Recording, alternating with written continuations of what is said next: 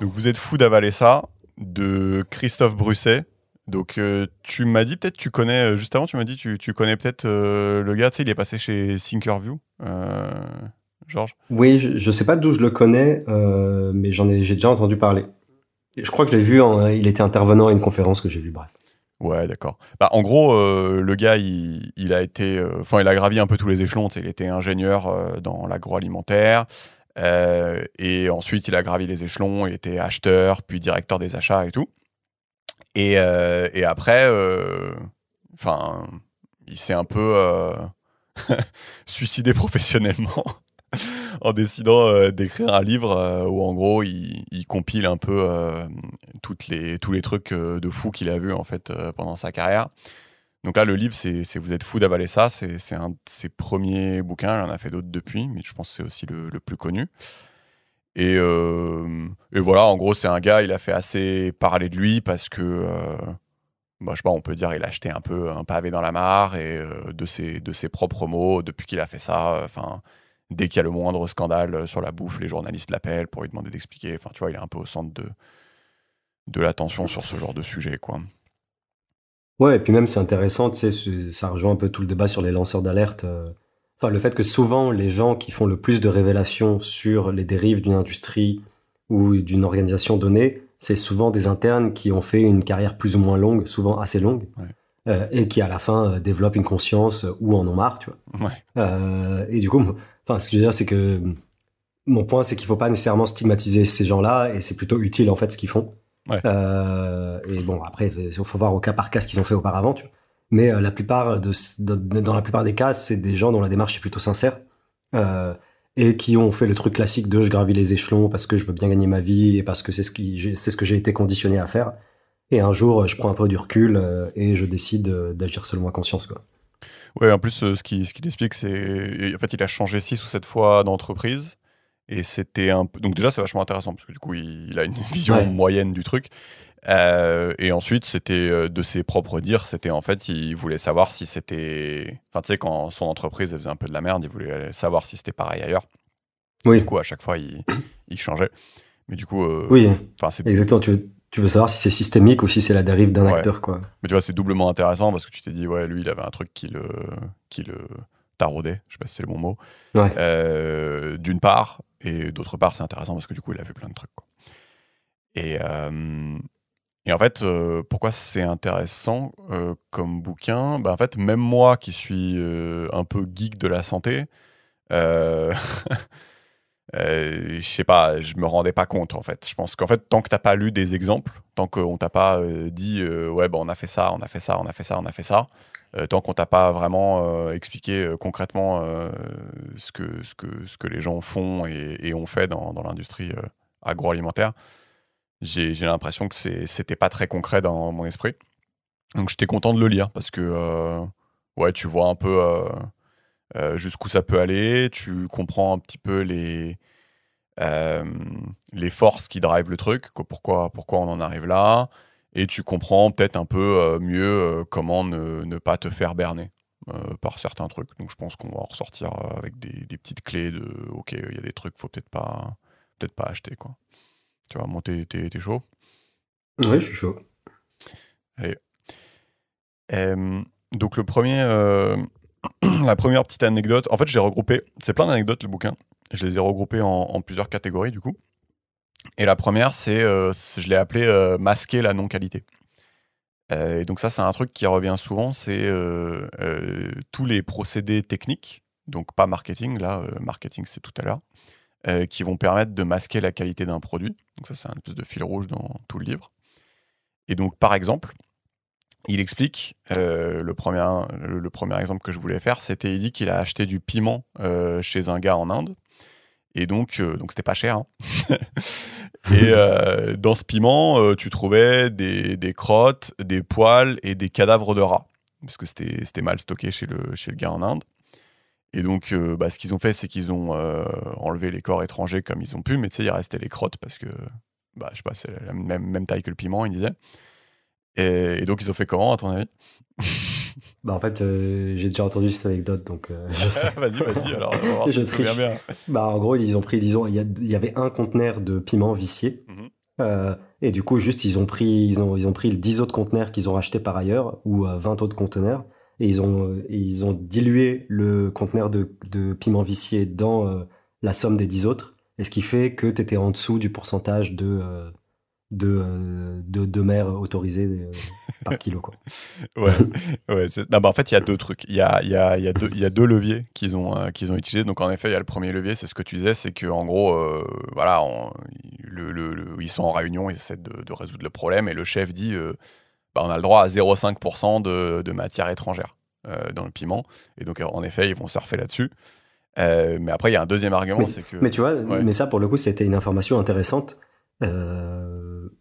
Au-delà de faire un jugement de valeur de ce que si c'est bien ou mal, je trouve ça intéressant en tant que consommateur de savoir que quand tu achètes un aliment, il y a un seuil de corps étrangers ou de corps, enfin, d'éléments qui ne correspondent pas à la liste d'ingrédients qui est ouais. autorisée. Mm. Et tu as le droit à 0,5%. Et je pense que c'est pas spécifique au piment. Je pense que c'est un seuil pour l'ensemble des aliments. Ouais. Et voilà. Et en fait, je trouve que, bon, on va avancer dans le bouquin, mais au-delà de la somme d'anecdotes, je trouve ce qui est intéressant, c'est que aussi ce bouquin, il met en valeur l'importance d'avoir une bonne autorité de régulation et de ton corpus de loi de protection du consommateur. Ouais. Parce que une fois que tu as l'information, tu peux débattre de voilà, est-ce que c'est beaucoup, est-ce que c'est peu, etc. Et ben là, par exemple, dans cette anecdote, il y a l'information que, en fait, quand tu achètes n'importe quoi d'alimentaire, il peut y avoir 0,5% de n'importe quoi d'autre. Ouais. Et tu vois, lui, il précise bien qu'en gros, ils l'ont mis dans des bains désinfectants ou des trucs comme ça pour être vraiment sûr que ça soit mangeable. Donc, il reste que le côté, c'est un peu dégueulasse, quoi. Ouais. Mais selon lui, c'est pas dangereux.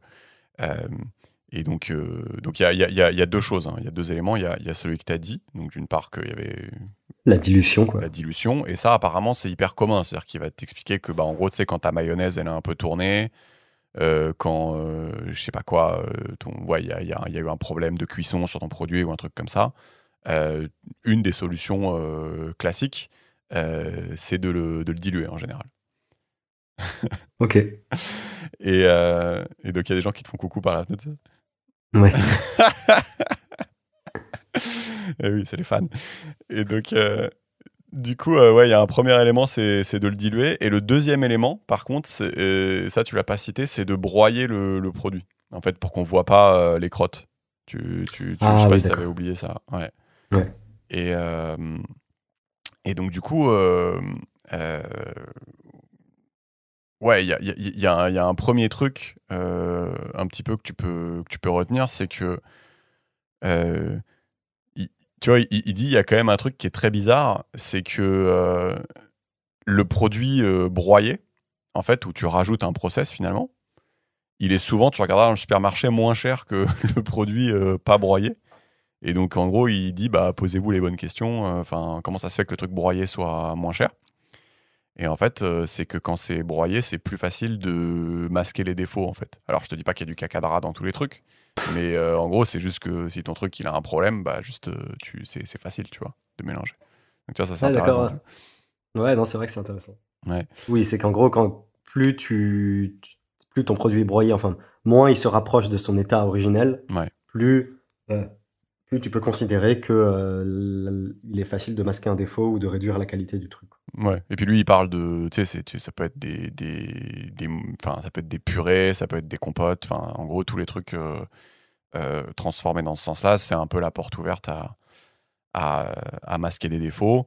Je sais souvent dans les cantines, tu sais, ils aiment bien mettre des mousses et des purées et des trucs comme ça en entrée.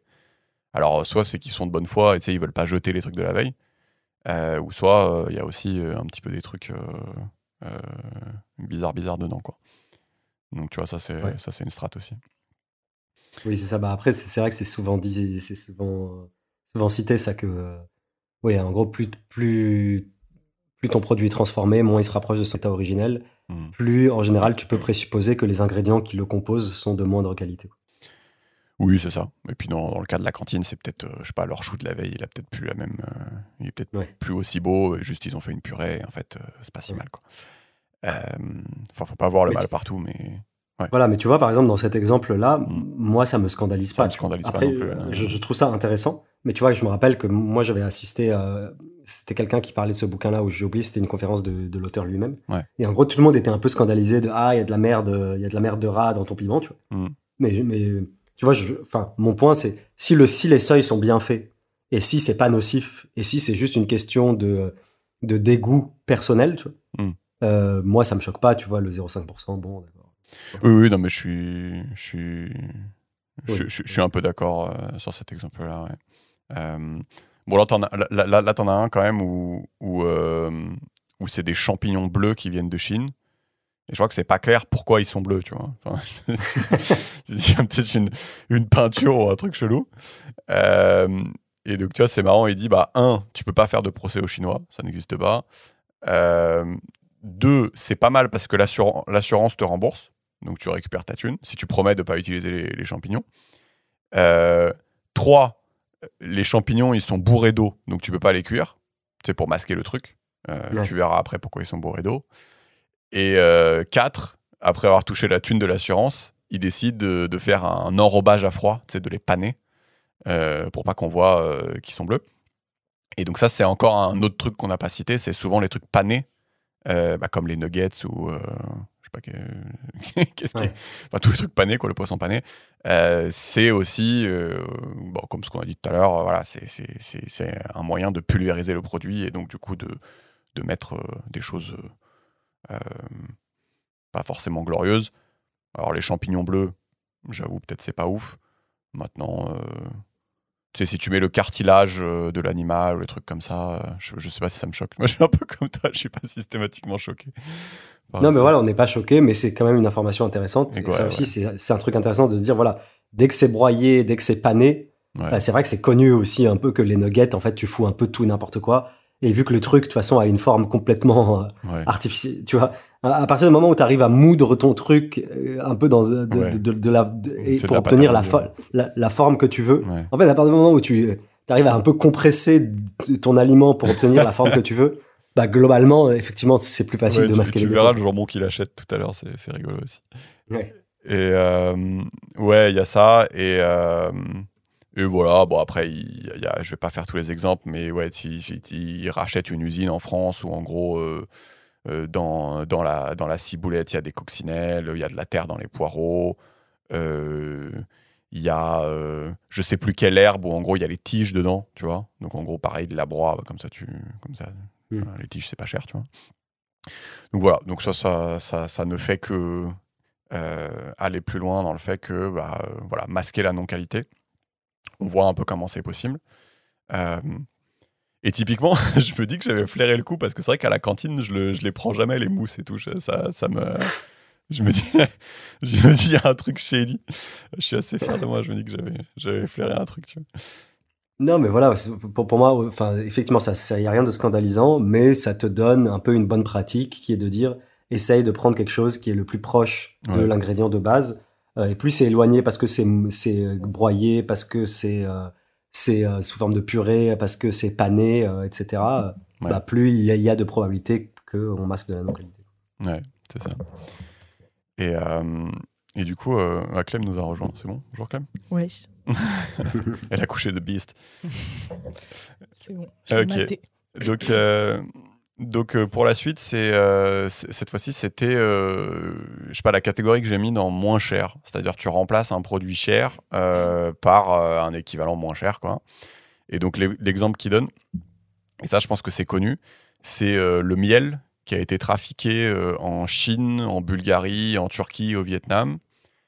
Et il dit, tu vois, d'après l'association, le magazine, je sais pas si c'est une association, un magazine, c'est un magazine, en tout cas, je suis sûr que c'est un magazine, Que Choisir, ça concerne 30% des miels qui seraient trafiqués de la manière dont il va le décrire.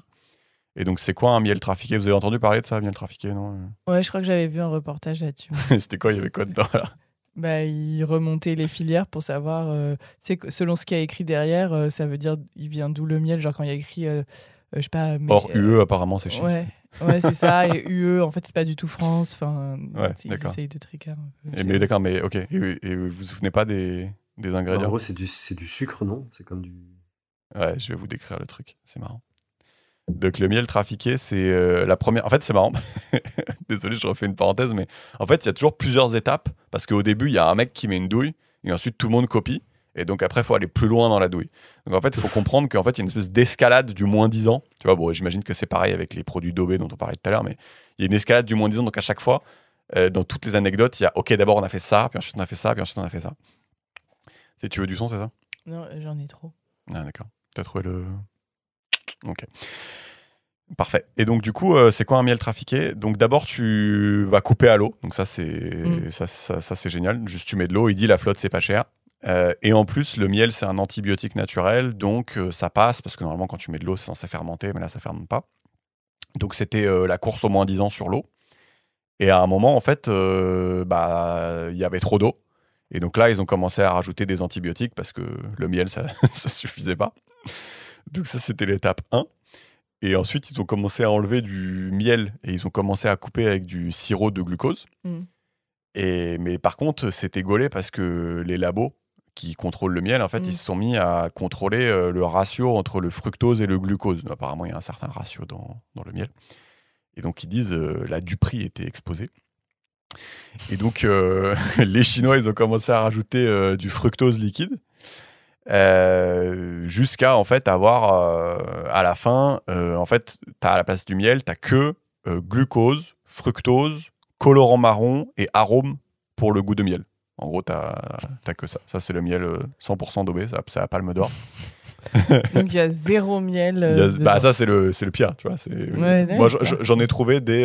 Alors, on va voir ce que j'ai trouvé après tout à l'heure, ça va être marrant. Okay. Mais voilà, celui que je vous décris, c'est le 0%. Et il décrit que c'est des malades, quoi, en gros, les Chinois, parce qu'en gros, ils ont des labos pour tester le miel, pour vérifier qu'en gros, tu pourras pas voir que, en gros, le truc qui te vendent, il est Dobé, tu vois. Donc, apparemment, ils ont des machines de ouf, mieux que les contrôles chez nous, genre plus cher. Pour vérifier que tu pourras pas leur faire à l'envers. Ils ont reverse engineer tout le machin. Ouais, c'est ça. Et là, le truc final, c'est qu'ils rajoutent du pollen dedans parce que ce qu'on avait commencé à faire, c'était checker le taux de pollen dans le miel, donc ils sont chauds quand même. Mais parce que tout ça revient moins cher que de faire du miel naturel, quoi. Bah ouais, quand même, je pense que ta machine, elle est quand même rapidement amortie quand même. Ouais. Enfin oui, ça c'est un autre truc qui explique le sirop de glucose et de fructose, tu le fais à partir de céréales, ça coûte rien. Ah ouais, d'accord. Ça coûte rien, juste tu mets du sirop, du colorant et de l'arôme, ça coûte rien du tout. Donc ouais. Et ce qu'ils disent, donc c'est que c'est une forme de jeu du chat et de la souris entre nos autorités sanitaires et les exportateurs malveillants. Ouais, c'est ça. Et en gros, ce qu'ils disent, c'est globalement on perd, quoi, parce que ils ont toujours un coup d'avance et ils ont plus d'argent.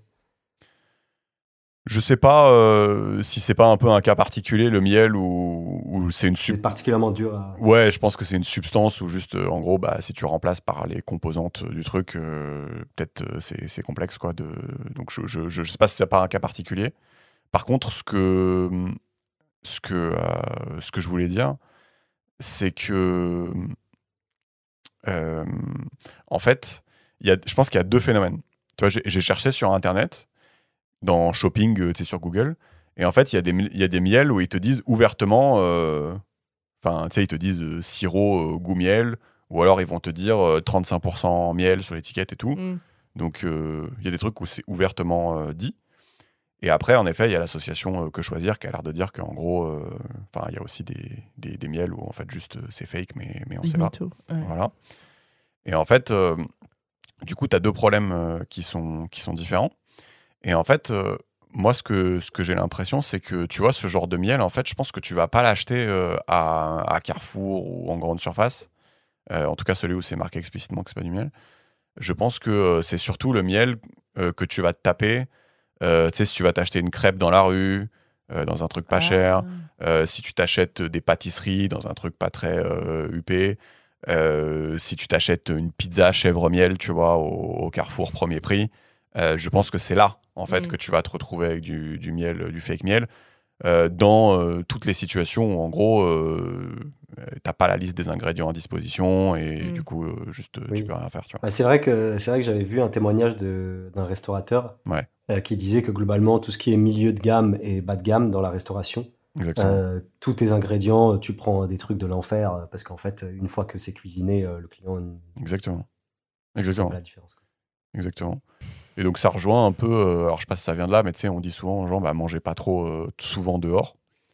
Et Ouais. peut-être ça rejoint, au-delà du fait que tu vas manger un truc peut-être pas optimal en termes de nutrition, il y a aussi sûrement le fait qu'il y a des trucs un peu Que shady, c'est quoi. des ingrédients un peu Mm. qui vont pas te faire du bien, quoi. Ouais, ouais. Donc tu vois, ça c'est intéressant, le miel.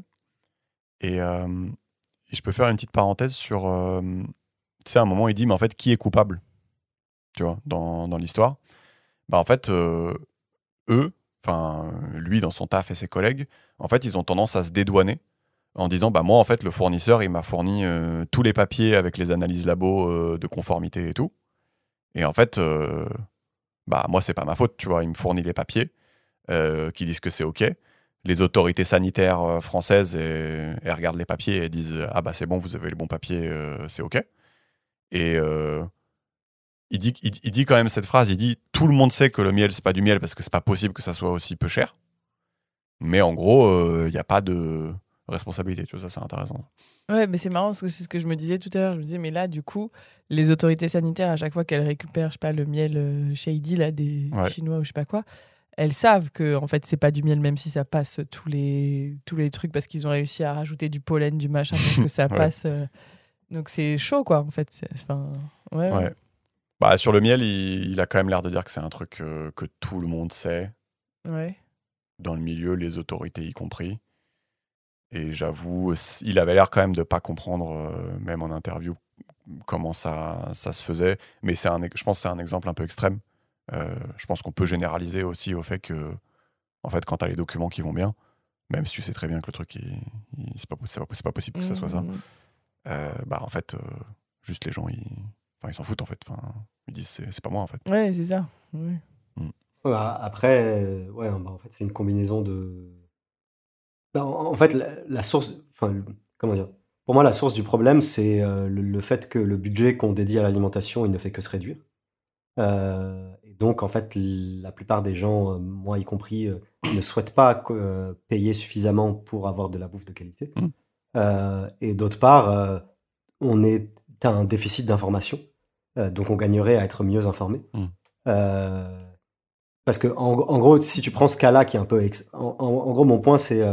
tu vois, tu as trois leviers. Tu veux payer plus cher pour avoir des trucs de qualité. Mm. Tu veux que tes consommateurs soient bien informés pour qu'ils puissent arbitrer eux-mêmes et décider de est-ce que c'est bien, est-ce que c'est pas bien, est-ce que je veux du faux miel ou du vrai miel. Et tu as effectivement la qualité des contrôles que tu fais. Mm. Mais tu vois, dans ce cas-là où on dit, bah, en fait, les contrôles, c'est extrêmement dur et on a un peu maximisé ce qui était possible de faire, bah, du coup, tu n'as plus que les deux autres leviers qui est d'informer les gens et de leur dire et de faire en sorte qu'ils dédient un budget suffisant pour bien bouffer, quoi. Ouais, mais le problème de ce cas-là, c'est qu'il est extrême. Je pense que si tu généralises, en gros, ce que ça dit, c'est que bah, si tu bouffes dehors et que Ouais. tu sais pas d'où le truc qui vient, bah. Enfin, c'est pas dit que c'est daubé, mais c'est quand même. Voilà, c'est quand même une chance non négligeable, d'une part. Donc, ça, je pense que c'est généralisable à tout. Et le deuxième truc, c'est que. Bah.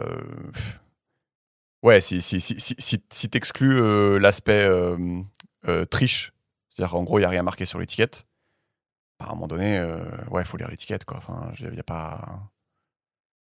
Enfin, tu vois, il n'y a pas Oui, de. Ouais, il n'y a pas de... oui. y a pas de raccourci, quoi.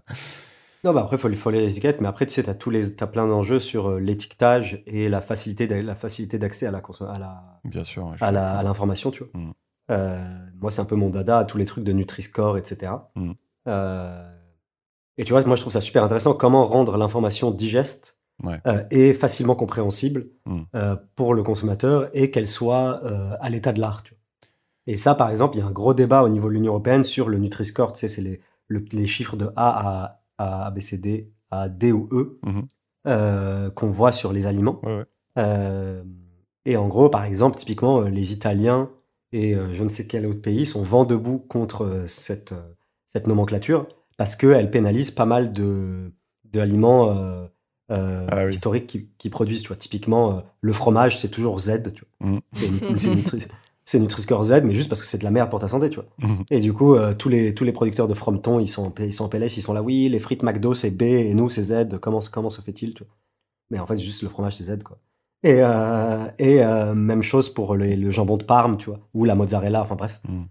Et donc, en fait, chaque pays essaye de préserver sa production historique locale et ses savoir-faire au détriment de la santé du consommateur. Ouais. Et du coup, là, tu as un gros débat au niveau européen sur l'étiquetage et l'information alimentaire. Et c'est super intéressant, tu vois. Et effectivement, il faut considérer, il faut être réaliste, être pragmatique et considérer que non, les gens vont pas lire la liste d'ingrédients. Et oui, les gens vont vouloir toujours le truc le moins cher. Mais comment leur signifier en 3 secondes que c'est bien ou c'est pas bien, quoi. Ouais, et juste pour rajouter, tu sais, parce qu'ils ont fait ils ont fait sur Open Food Facts, tu as aussi une numérotation qui va de 1 à 4 maintenant, en plus du truc. Et attends, je vais retrouver juste comment ça s'appelle. Ça s'appelle, je crois, la numérotation Nova. Ouais, donc tu vois, ça va de 1 à 4. Et en gros, le groupe 1, c'est les aliments non transformés ou transformés minimalement. Et le 4, c'est les aliments ultra transformés et boissons ultra transformées. Et donc, ça te donne aussi un indice. Et je trouve que c'est assez intéressant de la poser en addition du Nutri-Score. Parce que tu vois, typiquement, tu dis le fromage, c'est Z. Mais tu sais, un fromage pas industriel, ça reste de la vraie nourriture, quoi. Donc, tu vas pas ingérer 1 milliard d'additifs ou de trucs obscurs, ou, tu vois. Donc, je trouve que c'est bien aussi de contrebalancer avec le niveau de transformation. Voilà, je trouvais ça intéressant. Si vous scannez avec Open Food Facts, vous avez aussi le score Nova, quoi. Je trouvais ça cool. Je sais pas si tu connaissais. Non, je connaissais pas. Oui, non, mais c'est intéressant de voir après, en fait, quelles sont les dimensions que tu mesures dans ton score, tu vois. Ouais. Effectivement, tu as la dimension simplement les aliments. Et après, effectivement, tu peux avoir la dimension.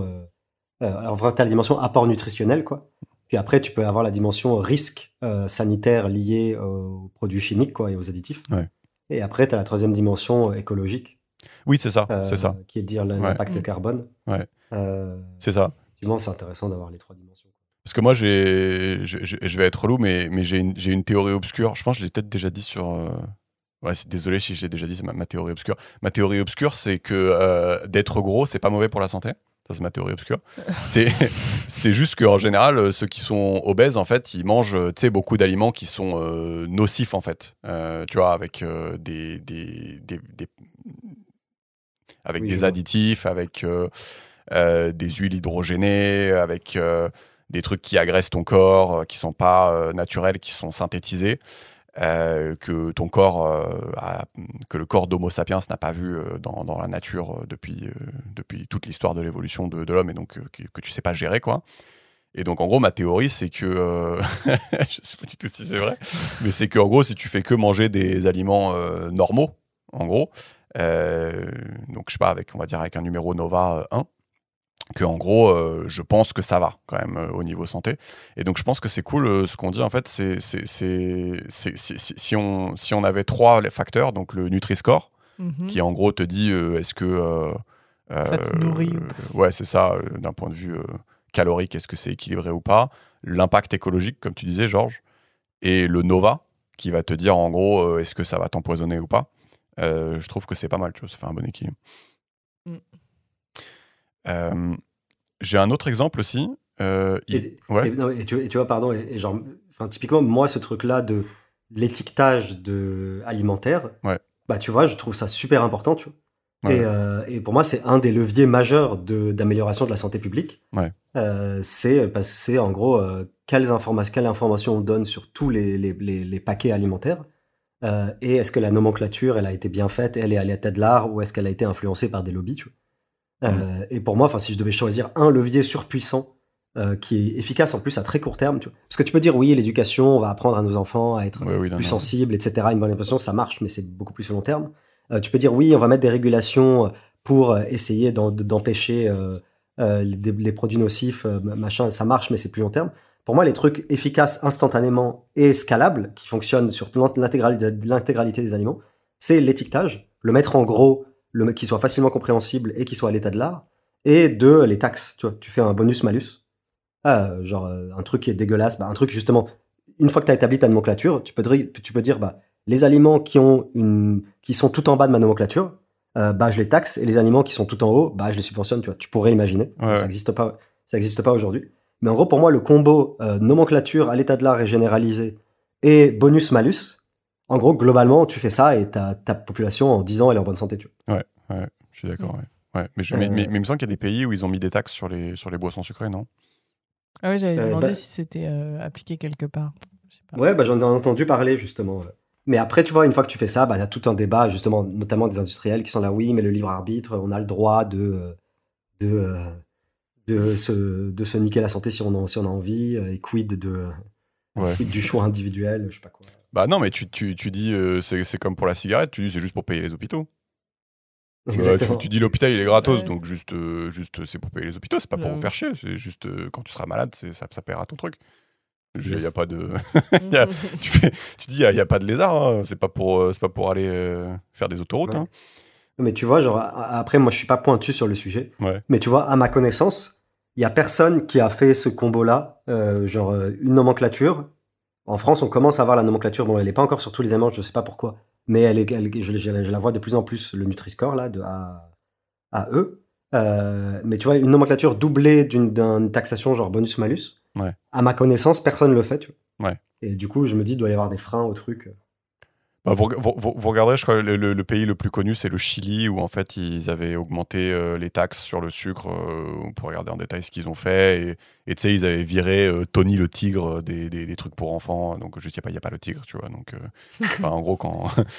Ouais, les pubs excessives. Ou les trucs non, mais en gros, enfants, quand la bouffe, elle est hardcore, juste, tu mets pas en plus une marionnette. Sympa. Ouais, voilà.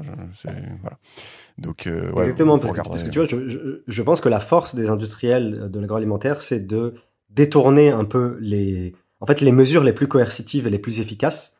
Ils ont tendance à les minimiser et les diluer en contre-proposant d'autres mesures qui sont 100 fois moins efficaces. Oui, et je vous recommande d'ailleurs là-dessus le cache investigation sur le jambon. Et je crois que c'est la bouffe en général de Élise Lucet, où en gros tu vois exactement les mecs faire ce que tu es en train de dire, quoi, de dire non mais on va pas mettre un Nutri-Score, on va mettre un truc derrière, je sais pas, enfin en gros ils essaient de trouver un truc qui va moins les niquer. Ouais, c'est ça. Exactement, et c'est jamais en disant oui mais ça va moins me niquer. C'est toujours en disant oui mais c'est plus robuste, oui mais c'est plus juste pour le consommateur, etc. Et globalement ils préfèrent toujours mettre un truc genre manger, bouger 5 fruits et légumes par jour, tu vois.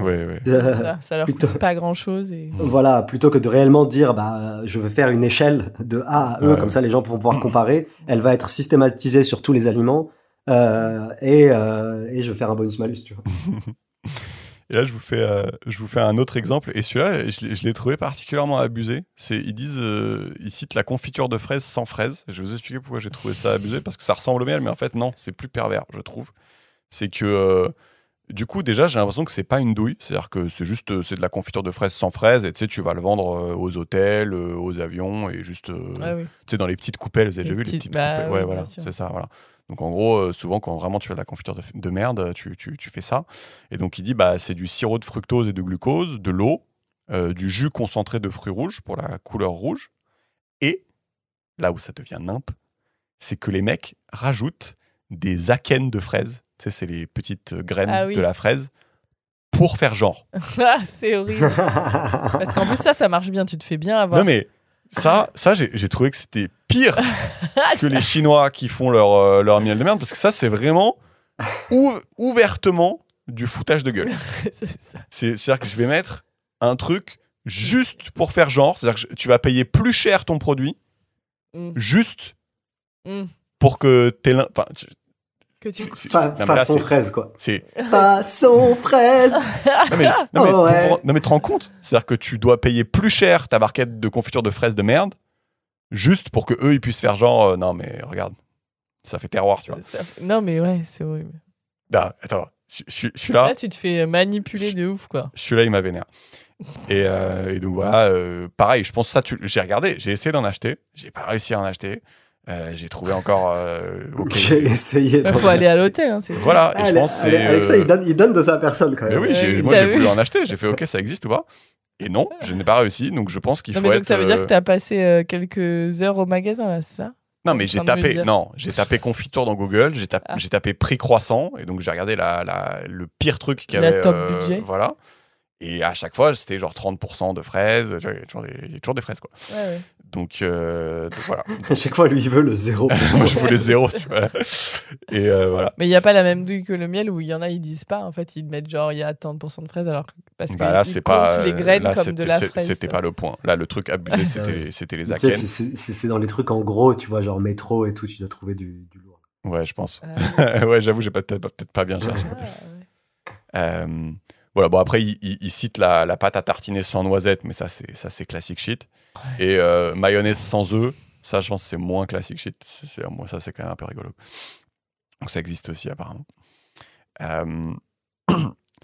Je vous fais un petit exemple avec le poivre. Et ça va être intéressant parce que c'est méga utilisé. C'est-à-dire que, en gros, ils font un brainstorming dans sa boîte. Le poivre, il est trop cher.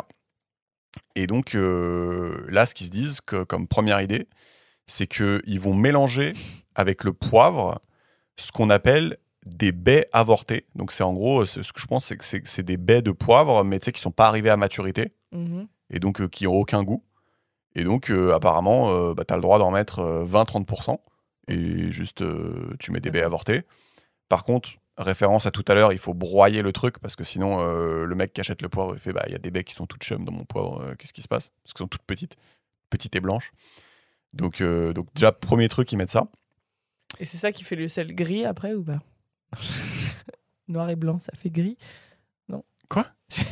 Parce que tu sais, le poivre, pardon. Ouais. Le poivre gris. Ah, c'est des baies avortées? J'en sais rien. Non, je te le dis maintenant.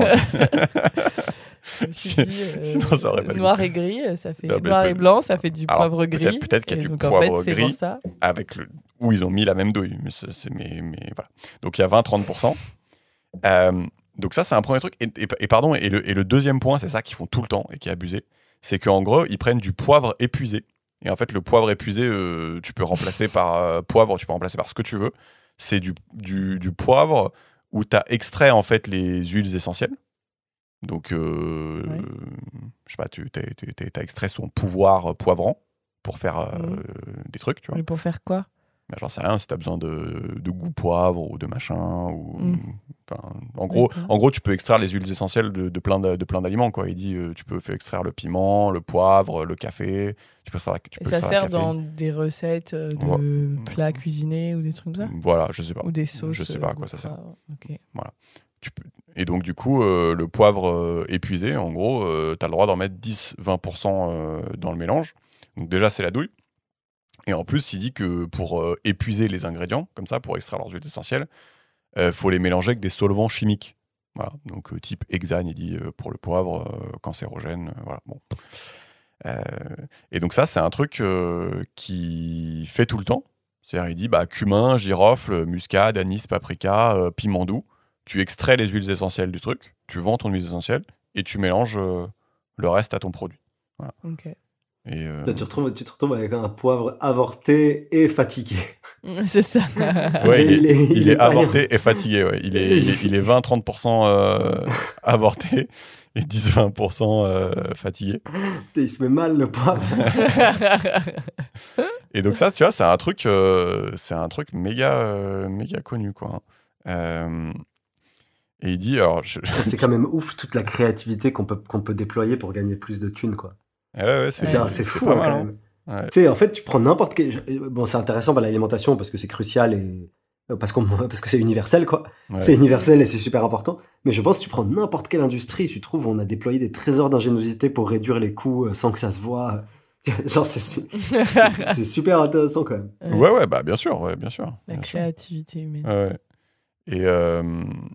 Et donc là, là c'est le poivre, mais j'imagine que on va le revoir avec la glace à la vanille. La glace à la vanille, c'est goldé, mais vous avez juste compris le truc des trucs épuisés, quoi. En gros, c'est la golden door, quoi. Enfin, En gros, juste vous moi, épuisez les trucs, vous vendez les huiles essentielles et vous mélangez avec tout ça. C'est le truc de merde où il n'y a plus rien dedans. Ouais, c'est ça. Mais bon, c'est quand même galère d'extraire les huiles essentielles. Donc, c'est un certain coût. Mais c'est là que en fait, ce que ça veut dire, c'est que tu doubles.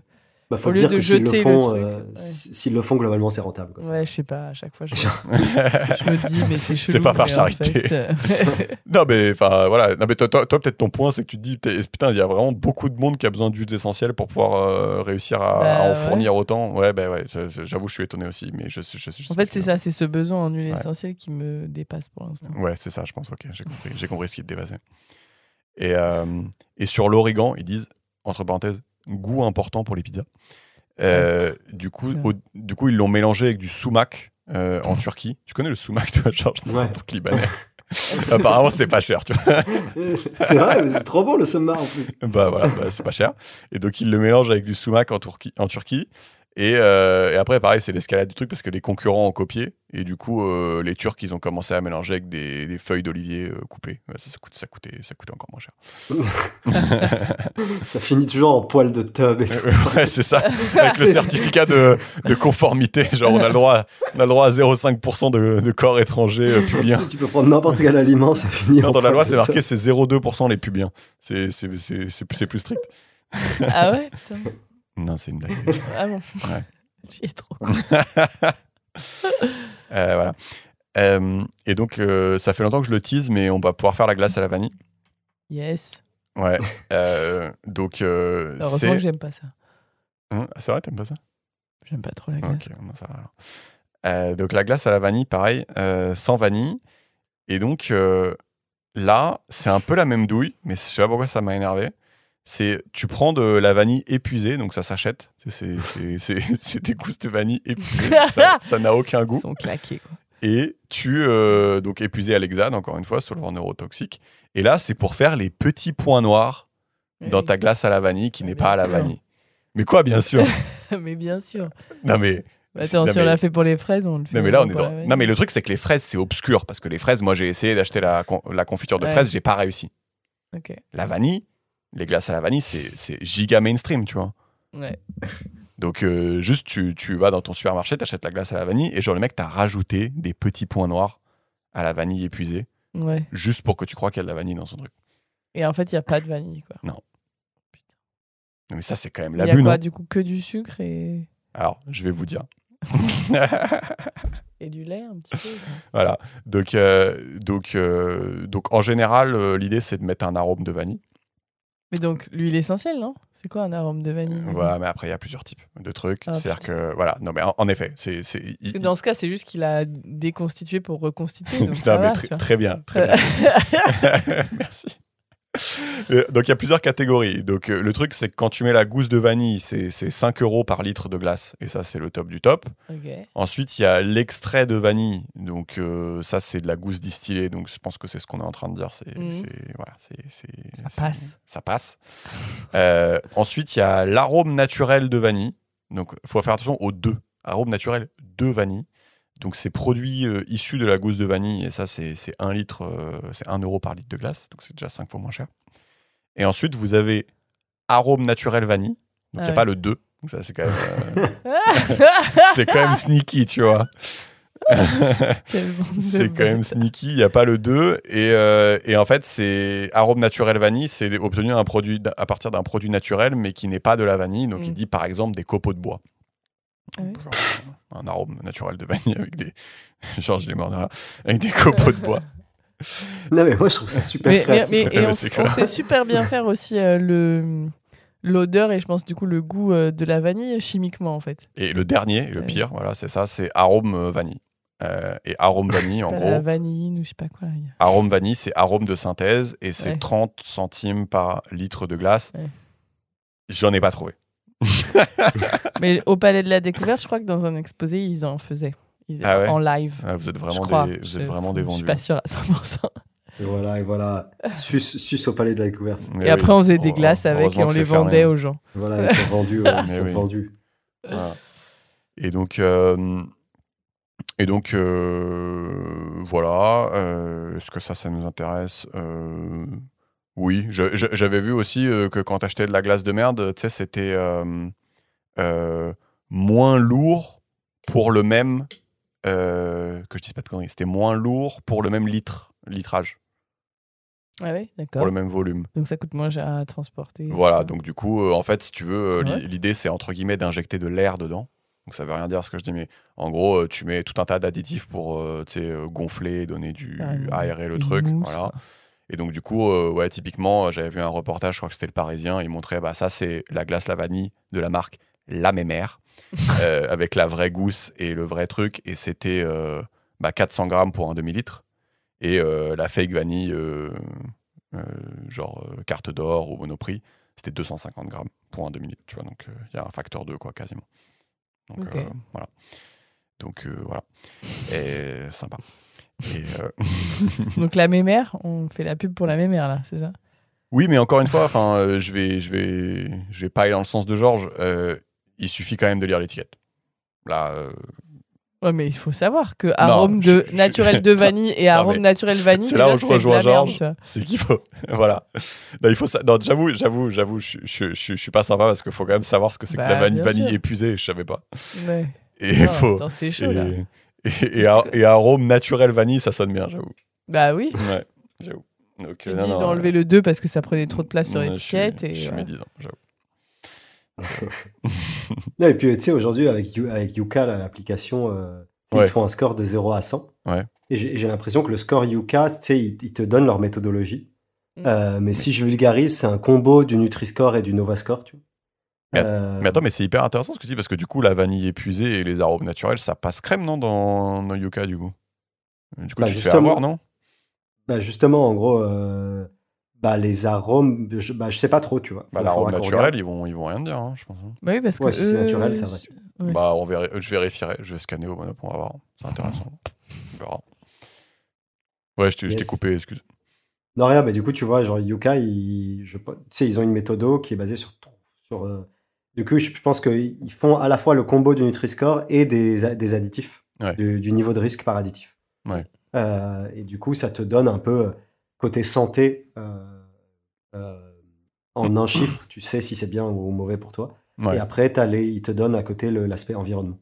En fait, pour chaque aliment que tu scannes, il y a 2 onglets, santé et environnement. Et santé, ça fait le combo de l'apport nutritionnel et la nocivité chimique, quoi, on va dire. Ouais. Et environnement, c'est l'environnement. Et c'est vraiment super bien fait. Ouais, moi j'avoue, ce que j'utilise surtout sur Yuka, c'est les additifs. C'est en gros, tu scannes et tu vois direct, en gros, s'il y a des trucs dans la liste ou pas. Ça, j'utilise vachement. Et j'utilise un peu moins le truc de est-ce qu'il y a du sucre, est-ce qu'il y a du machin. Parce que depuis que j'ai vu que les pâtes, c'était 100 sur 100 sur Yuka, alors peut-être ils ont changé. Mais depuis que j'ai vu ça, peut-être ça t'a déçu. Ça m'a un peu déçu. Je ne peux pas manger, enfin tu vois, genre à un moment donné, c'est quand même que du sucre, quoi. Donc il y a ça, et là on parlait de gonfler avec de l'air, mais en fait apparemment tu peux aussi t'acheter une armoire, donc ça fait le vide, tu mets ton produit dans l'armoire, ça fait le vide, et là tu as des aiguilles, donc ça ouvre les pores du produit, donc là il parle de crevettes par exemple, et il y a des aiguilles qui viennent et qui injectent de l'eau dans la crevette ou dans les champignons. Ouais, pour les faire gonfler. Et après, parce que sinon, pour pas que ça relâche l'eau, tu dois les surgeler direct après. Tu vois ce que je veux dire? Donc t'ouvres les pores, t'injectes l'eau, tu congèles et tu mets au paquet, et du coup, ça augmente le grammage easy. Quoi. Comme les champignons bleus de tout à l'heure, en gros, ils étaient bourrés à l'eau. Et donc, j'ai cru comprendre que c'était interdit quand même de faire ça. Mais bon, personne vérifie. Si les pores sont ouvertes, quoi. Bah, je sais pas. Les gens ils vont faire c'est chelou, il y a beaucoup d'eau. Tu fais la crevette elle avait soif. Tu vas pas. Ouais, je crois qu'ils font ça avec le poulet aussi. Bah, c'est possible, hein. C'est possible. Ah ouais? Bah, si t'achètes du poulet. Ça, c'est vrai que ça se voit. Tu sais, entre différents poulets, tu vois combien ils rentrent d'eau. Tu vois. Ouais, il y en a qui rentrent beaucoup plus d'eau que d'autres. Ouais. Ouais, et je finis avec la truffe de Chine. Que tu importes en France. Donc, il dit c'est pas la même variété et c'est pas le même goût. Mais vu que c'est 30 balles le kilo au lieu de 1000 balles le kilo, bah, tu prends la truffe de Chine et tu rajoutes un arôme de truffe et ça va très bien, quoi. Donc au resto, quand on prend les pâtes à la truffe, en fait, Ouais, c'est à la ouais. truffe de Chine. Bon, mais pourquoi pas? Ouais, ça dépend du resto, je pense, mais oui, je pense que ça doit arriver. Donc voilà, ça c'était pour le truc de remplacer par du moins cher. Et j'ai été, comme vous l'avez vu, particulièrement choqué par la vanille épuisée et par les akènes de fraises. Je trouve que c'est quand même vraiment du foutage de gueule ouvert. Surtout que la vanille, tu peux littéralement aller au supermarché et en acheter de la glace à la vanille avec de la vanille épuisée. Donc ça, c'est quand même un peu complexe. Il est scandalisé. Je suis scandalisé. Donc ensuite, il y a toute une partie que j'ai regroupée qui est sur le marketing. En gros, dans le livre, il dit que c'est trop facile de berner les gens et que c'est pour ça que Julian, son collègue bobo du marketing, tel qu'il le décrit, du coup, est en roue libre. Et donc... rien ne l'arrête. Voilà, rien ne l'arrête. Et donc, il dit, bah ouais, c'est trop facile. C'est-à-dire que sur la pâte à tartiner, donc la pâte à tartiner, c'est que de l'huile et du sucre. Mais tu mets sur la photo des noisettes et du lait. Et tu dis que ça va donner de l'énergie à tes enfants. Ah, ça, j'avoue, ça va leur donner de l'énergie pour le coup. Du coup, le consommateur achète. Il dit, bah pourtant, il y a les ingrédients derrière, quoi. Voilà. Pareil, yaourt, tu mets un arôme et du sucre. Et tu dis, ça va te booster tes défenses naturelles, je sais pas quoi. Donc, oui. voilà. Il dit trop facile déjà de faire passer un produit qui est mauvais pour la santé comme un produit, je sais pas comment dire, avec des vertus thérapeutiques. Je sais pas comment dire ça. En tout cas, des vertus nutritives et. Ouais. Donc ça déjà de santé. Ouais. Trop facile. Donc ça c'est. Mais ça c'est ouf. Mais du coup, c'est ce que disait Georges. C'est sur le. Les gens sont pas suffisamment informés, quoi. Que en fait. Enfin, tu vois. Ouais, je sais évidemment, pas, tu vois, évidemment, c'est facile puisque en fait, les gens ils font ça, confiance ou j'en sais rien. Ouais. J'avoue, je sais pas. Ils disent, bah, c'est du yaourt, le yaourt c'est stylé, et donc quand tu mets défense naturelle, bah, ils disent bah ouais, tu vois. Et ils se disent pas que ça a été bourré de sucre, et tu vois, forcément, tu soupçonnes pas de base. Je me demande. Enfin, ouais, là, après, t'as la notion de publicité mensongère, tu peux pas non plus dire n'importe quoi. Après, je suis pas un expert de la question. Ouais, mais bon, pour non, mais là, ça marche bien pour le coup. Enfin, au niveau énergie, ça donne de l'énergie. Hein. Je peux pas leur dire que ça. Tu peux pas leur dire que... Ouais, mais pour moi, c'est pour ça que, genre... En fait, ce que je veux dire, c'est que... Comment dire? Tu peux pas empêcher les gens d'utiliser un peu les tournures de phrases qu'ils veulent. Tu vois. Oui, mais c'est juste faut que les gens soient malins. Quoi. Voilà, c'est juste jusqu'où il faut aller, tu vois. Mais donc, tu peux un peu forcer les gens à ne pas mentir, tu vois. Mais il me semble qu'on a une législation là-dessus, dans le sens où tu n'as pas le droit de faire de la publicité mensongère. Après, il faut regarder dans le détail comment, en l'espèce, c'est mesurer une publicité mensongère ou pas. Ouais. Mais du coup, si quelque chose est un peu vrai, même très peu, c'est considéré comme vrai. Enfin, tu as le droit de le dire, on va dire. Ouais. Et parce que c'est extrêmement dur de dire oui, mais c'est vrai qu'à 2%, du coup, c'est pas vrai. Enfin, tu vois, après, tu rentres dans un peu une police de la pensée, tu vois, ou une police de la parole. Et du coup, donc, si tu considères qu'à partir du moment où quelque chose est un peu vrai, bah, tu peux le dire. Dans ce cas-là, pour moi, le seul recours, c'est de dire bah, il faut qu'il y ait une entité certifiée, de type l'État ou de type les autorités de santé ou de type je ne sais quelle ONG qui fait référence, qui, elle, un peu une autorité, voilà, qui fait autorité et qui, comment dire, et qui labellise les aliments. Tu vois. Parce que on sait que par ailleurs, les publicitaires, enfin les producteurs, ils peuvent dire plus ou moins ce qu'ils veulent. Voilà.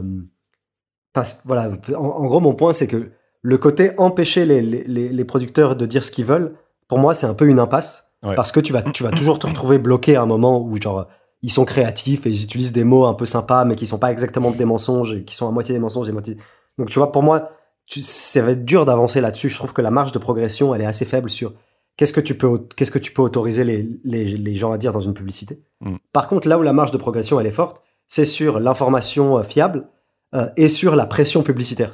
Tu peux dire, tu réduis le nombre de pubs, tu vois. Ou t'as pas le droit de faire de la pub pour les produits qui sont Nutri-Score Z, tu vois. Ouais. Ou t'as pas le droit de faire de la pub dans des lieux qui sont à destination des enfants, tu vois. Ouais. Donc, tu vois, pour moi, si t'as 3 leviers qui est genre la teneur de ce que les pubs disent, la pression publicitaire et quatre leviers. La teneur que la pression publicitaire, l'information nutritionnelle et les prix. Pour moi, c'est les prix, l'information et la pression qui est super importante. Et ça, tu peux agir très rapidement.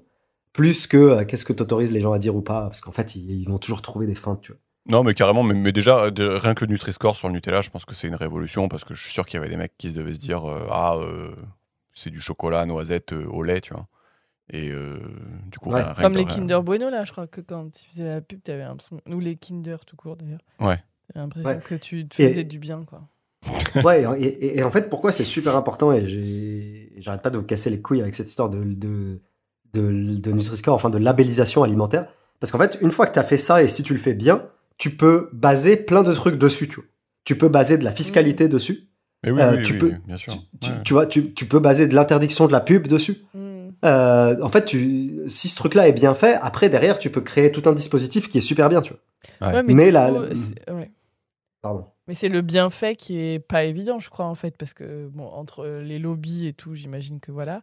Mais si on arrive même à avoir un truc indépendant qui arrive à créer un truc, je me demande, enfin, je me dis que c'est très compliqué, quoi.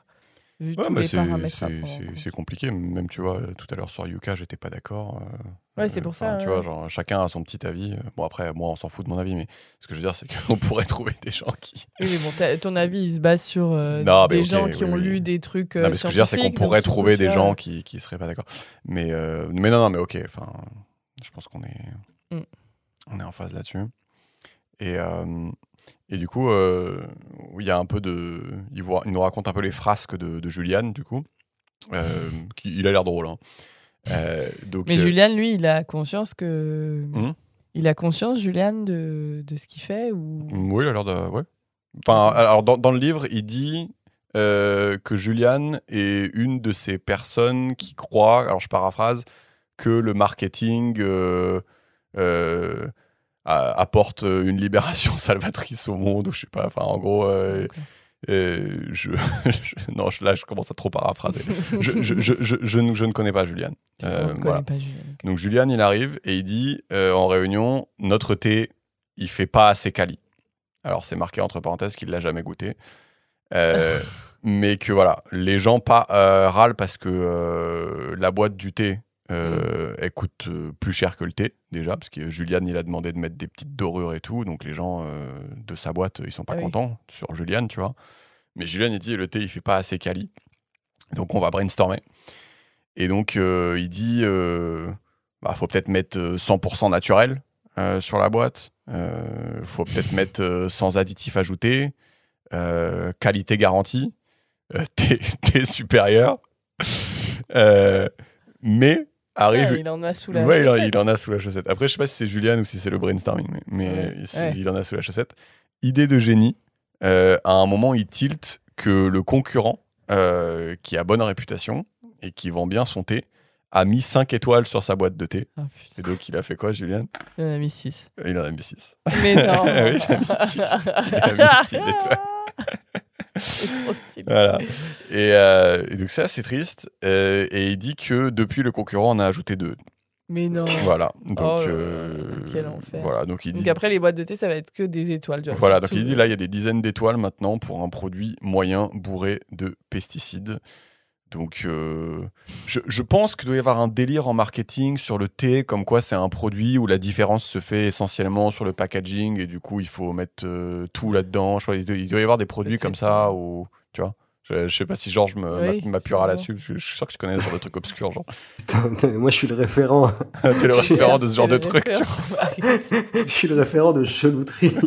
Toutes les chelouteries méprisables. Non, mais on oui, sent que oui. on sent que le thé, la boîte, elle est importante, tu vois. Non, mais oui, effectivement. Non, mais après, je pense qu'il y a de la théorie là-dessus, mais je l'ai pas en tête, tu vois. Mais en gros, plus le produit est fongible / générique, Oui, d'accord. plus tu dois trouver des éléments pour te différencier, tu vois. Hmm. Euh, Tu vois, j'avais raison de te demander. Et du coup, non, mais tu vois, typiquement, genre, le sel, le thé, Ah ouais. les produits ménagers, Faut tu vois, un packaging quali. Quoi. tu vois, du savon. En fait, tous ces trucs-là, tu peux difficilement te différencier sur la qualité intrinsèque d'un produit, tu vois, Ouais. du produit. Un savon, c'est un putain de savon, tu vois. Oui, mais il y en a qui moussent plus que d'autres. Non, mais voilà. Et du coup, effectivement, tu dois trouver autre chose pour te différencier, quoi. Non, mais tu vois, j'ai eu raison de te demander. Par Et exemple, c'est pour ça que les boîtes genre de produits ménagers et de lessive, Ouais. c'est un peu ils sont super connus, c'est des écoles en marketing. Parce qu'effectivement, va différencier ta lessive, tu vois, Ariel de je ne sais quel autre. Ouais. Et en fait, tu dois redoubler d'efficacité et faire des espèces de pubs où tu as des molécules en 3D qui désincrustent le machin et tout, alors que le truc, c'est juste du vinaigre blanc avec du bicarbonate de soude. Moi, ça me donne envie d'acheter quand je vois les trucs en 3D qui... Ouais, tu sais, les trucs en 3D qui viennent et qui désincrustent. Ouais, mais en vrai, il y a une satisfaction, quoi. Ouais, tu vois c'est satisfaisant parce parce que la saleté s'en va. Ouais. Exactement, donc tu dois sortir la pub 3D, tu dois sortir la ménagère qui est super contente et tu dois sortir le packaging de malade qui est genre facilement, qui s'auto-dissout dans la machine et que du coup c'est génial. Ouais. Et, non, mais ouais. Moi, ça me... Parce qu'en gros, en fait, tu peux tout ça, genre tu mets du vinaigre blanc et du bicarbonate de soude et ça lave, tu vois. Mais oui, mais n'importe quoi. Et du coup, vu que tu peux pas différencier sur les qualités intrinsèques, t'es obligé de faire les à côté. Bah voilà, on a l'explication. Et oui, il y a d'autres frasques de Juliane qui voulait féminiser ses gâteaux. Tu sais, les préparations pour les gâteaux, pardon. Mais après, je pense que les puristes du thé vont se révolter, tu vois, parce que je pense que tu as des grosses différences entre les thés. Je pense que le thé, c'est comme le vin, tu vois. Quand t'es connaisseur, tu peux grandement différencier. Mais je pense que le public n'est pas connaisseur et s'en branle. Tu vois. Donc, je pense surtout au supermarché, quoi. Oui, non, si mais là, t'es connaisseur, tu vas dans ton petit non, mais là, c'est épicier, possible que ça soit juste une technique pour les thés de supermarché. Ouais. Oui, c'est ça. Mais c'est pour dire que... Tu voulais pas te faire insulter par un connaisseur de thé. Voilà, par la communauté des théistes. non, mais mon point, c'est de dire, il y a le côté, tu peux difficilement te différencier dans la qualité intrinsèque du produit, ce qui est le cas de la lessive. Ouais. Mais il y a aussi le côté combien le consommateur est sensible et éduqué pour pouvoir différencier, tu vois. Donc, tu vois, pour moi, la lessive, il n'y a rien à éduquer le consommateur, juste c'est du putain de savon, il n'y a rien à faire. Oui, alors que le thé, il pourrait y avoir un aspect genre, juste on s'en branle, quoi. Alors que tu peux ne pas t'en branler, quoi. Yes. Et donc, Juliane qui veut féminiser ses préparations de gâteaux, enfin, sa gamme de pâtisserie, quoi. Donc, il brainstorm, ça aime quoi les femmes? Donc là, Clem, tu pourras confirmer ou pas. J'ai l'angoisse. Donc, il dit, les femmes, ça aime les romantiques, ça aime se maquiller, ça aime les bijoux, le parfum, le rose. Tu confirmes jusque-là? On n'est pas du tout dans le cliché. Voilà. Et donc, le rose, bam, là, Juliane, il est comme un fou. Il fait, OK, le rose, je suis chaud, on va faire des emballages de préparation pâtissière rose. Et c'est vrai que c'est rose quand même quand tu vas au supermarché. Ouais, t'as été le rayon avec les petits froufrous que tu mets sur les gâteaux, les préparations pâtissières, les bougies, les machins, les petites pépites de trucs, c'est rose. Juliane. C'est grâce à Juliane. Non, mais après. Mais, attention. Attention. Non, mais ce que je veux dire, c'est que c'est facile de se moquer. Georges, attention, juste avant que tu dises quelque chose, il y a une personne il y a au moins une personne de la gente féminine qui nous écoute parce qu'elle a commenté sur le dernier épisode. Donc on n'est pas à un ratio de 100%. Non, mais au-delà de l'aspect genré du truc, ça marche aussi pour les mecs, tu vois. Mais juste le point, c'est de dire, c'est toujours marrant et c'est critiquable et je trouve ça intéressant de mettre ça en dérision parce qu'effectivement, c'est ridicule. Mais il n'empêche que ça marche, tu vois. Et tu vois, genre, il faut garder en tête que t'es un industriel, ton rôle, c'est de maximiser ton profit sous contrainte de la législation, tu vois. Et c'est juste ça, tu vois. Et après, il y a d'autres entreprises qui se rajoutent des rôles supplémentaires parce qu'elles souhaitent le faire et voilà, parce qu'elles sont sensibles à différentes causes et grand bien leur fasse et tant mieux pour elles et moi je cautionne, tu vois. Mais il faut garder en tête que la majorité des entreprises, leur seul et unique but, c'est de maximiser mon profit sous contrainte de la loi. Non, mais et encore une fois, je suis persuadé que voilà, juste tu regardes, c'est qui ton persona, genre le consommateur de pâtisserie, il ressemble à quoi? Tu constates que c'est à 80% des femmes. Du coup, tu dis qu'est-ce qui plaît aux femmes? Tu constates qu'effectivement, le rose, elles sont plus attirées, machin. Tu fous ton truc rose. Et après, j'en sais rien, j'ai pas étudié la question, mais je suis sûr que ça a marché, tu vois. Et que Julian, il a fait plus 6% de ventes grâce à son putain de truc rose, tu vois. Mais non, mais en introduction de ce chapitre-là, c'est pas moi qui dis ça, c'était lui, il disait oui, c'est trop facile. Il disait oui, le truc des étoiles, c'est drôle, mais s'ils le font, c'est que ça marche. Hein. Voilà, Donc, et encore une fois, Julian, son mandat, c'est pas de changer la composition du produit, ça c'est un autre métier. Ouais. Lui, son métier, c'est de prendre le produit fini et de le rendre le plus attractif possible pour une cible donnée, tu vois. Ouais. Et du coup, ça s'appelle le marketing. Donc oui, je suis d'accord, c'est un peu ridicule. Oui, il y en a trop dans le monde d'aujourd'hui. Et moi, je suis le premier à combattre ça. Mais n'empêche qu'il fait bien son métier. Tu vois. Non, mais, si tu veux, le livre, c'est juste une série d'anecdotes. Et c'est vrai qu'on essaie d'en tirer ce qu'on veut. Mais ouais, là, je pense que... Je pense que moi, ce que j'en tire, c'est que c'est tout comme toi. C'est que ça marche. C'est pas étonnant qu'il fasse ça. Et comme disait l'auteur, bah oui, il y a un côté comique quand même, qu'on se fasse avoir par ce genre de truc. Donc voilà. Oui, bah oui. Et il y en a un autre qui est sympa avant de finir avec le marketing, c'est en gros, imagine tu veux mettre une belle tranche de bleu d'Auvergne sur ton produit pour dire ouais, il y a du bleu d'Auvergne dans mon produit. Et ben, ce que tu dois faire du coup, c'est prendre du bleu d'Auvergne, et le moins possible, et le diluer avec de l'eau, et avec du fromage industriel bas de gamme, du beurre, des protéines laitières, du polyphosphate et orthophosphate de sodium. Il dit que c'est des sels de fonte, mais que c'est inoffensif, bien sûr. Citrate de sodium, acide citrique. Et là, tu as ton fromage. Par contre, pour que tu puisses appeler ça du fromage fondu, il faut au moins 40% de matière sèche. Pour que tu puisses appeler ça une spécialité fromagère, il faut 20% de matière sèche. Et sinon, si tu as moins de 20%, tu peux inventer un truc. Ah. Et lui, son préf, c'est qu'il avait inventé, c'était fondant de fromage.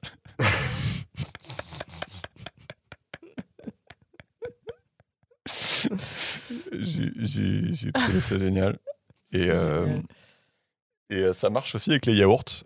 Donc, il abuse un peu quand même. Et ça marche aussi avec les yaourts quand tu mets de l'eau et de la gélatine, puisque ça coûte cher le yaourt. Ça s'appelle des préparations laitières. J'ai cru que tu allais dire des préparations yaourtières. C'est des préparations laitières. Et c'est souvent ce qu'on refourgue aux enfants. D'ailleurs, tu sais, les Ficello et les Kidibou et autres, j'en ai pas en tête d'autres marques, mais bah, le Ficello et le Kidibou, tu te dis, si tu regardes, enfin, je vous invite à regarder la liste des ingrédients, mais.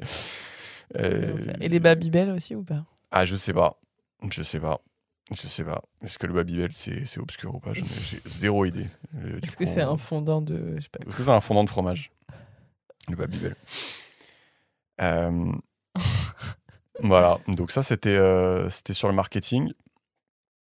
Ensuite, on peut parler un peu des pays dits peu quali, comme dirait Julian, qui sont Chine, Turquie, Inde, c'est ceux qui citent, mais bon, il y en a d'autres, Europe de l'Est notamment. Et déjà, il commence par dire, regarde la différence de coût de main-d'œuvre. Donc, pays du Maghreb, c'est 4 € de l'heure. Europe centrale, c'est 8 € de l'heure. Chine, Vietnam, c'est 2 € de l'heure. Putain, c'est violent. Et France, c'est 20 € de l'heure. Voilà. Donc, déjà, ça te dit, ça te pose les bases. Et ça, apparemment, c'est sans compter qu'il y a plus d'heures travaillées, moins de vacances, plus de docilité parce que tu peux te faire virer à n'importe quel moment. Il n'y a pas de filet de sécurité sociale. Donc, ça donne un peu les ordres de grandeur. Je trouve ça intéressant. Et un autre ordre de grandeur, il dit c'est 18 000 conteneurs par voyage pour les dernières générations de bateaux.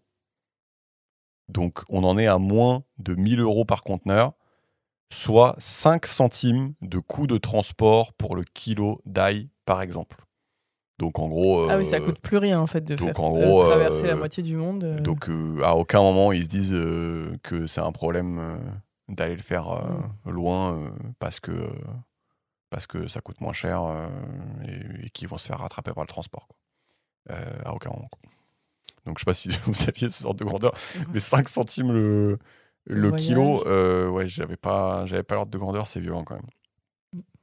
Ouais, non, mais c'est super intéressant et effectivement, tu sais, c'est les méga porte-conteneurs là. Et en fait, le tonnage des. Oh, mais 18 000, genre. Ouais, le tonnage des bateaux, il a fait que s'accroître, etc. Ouais.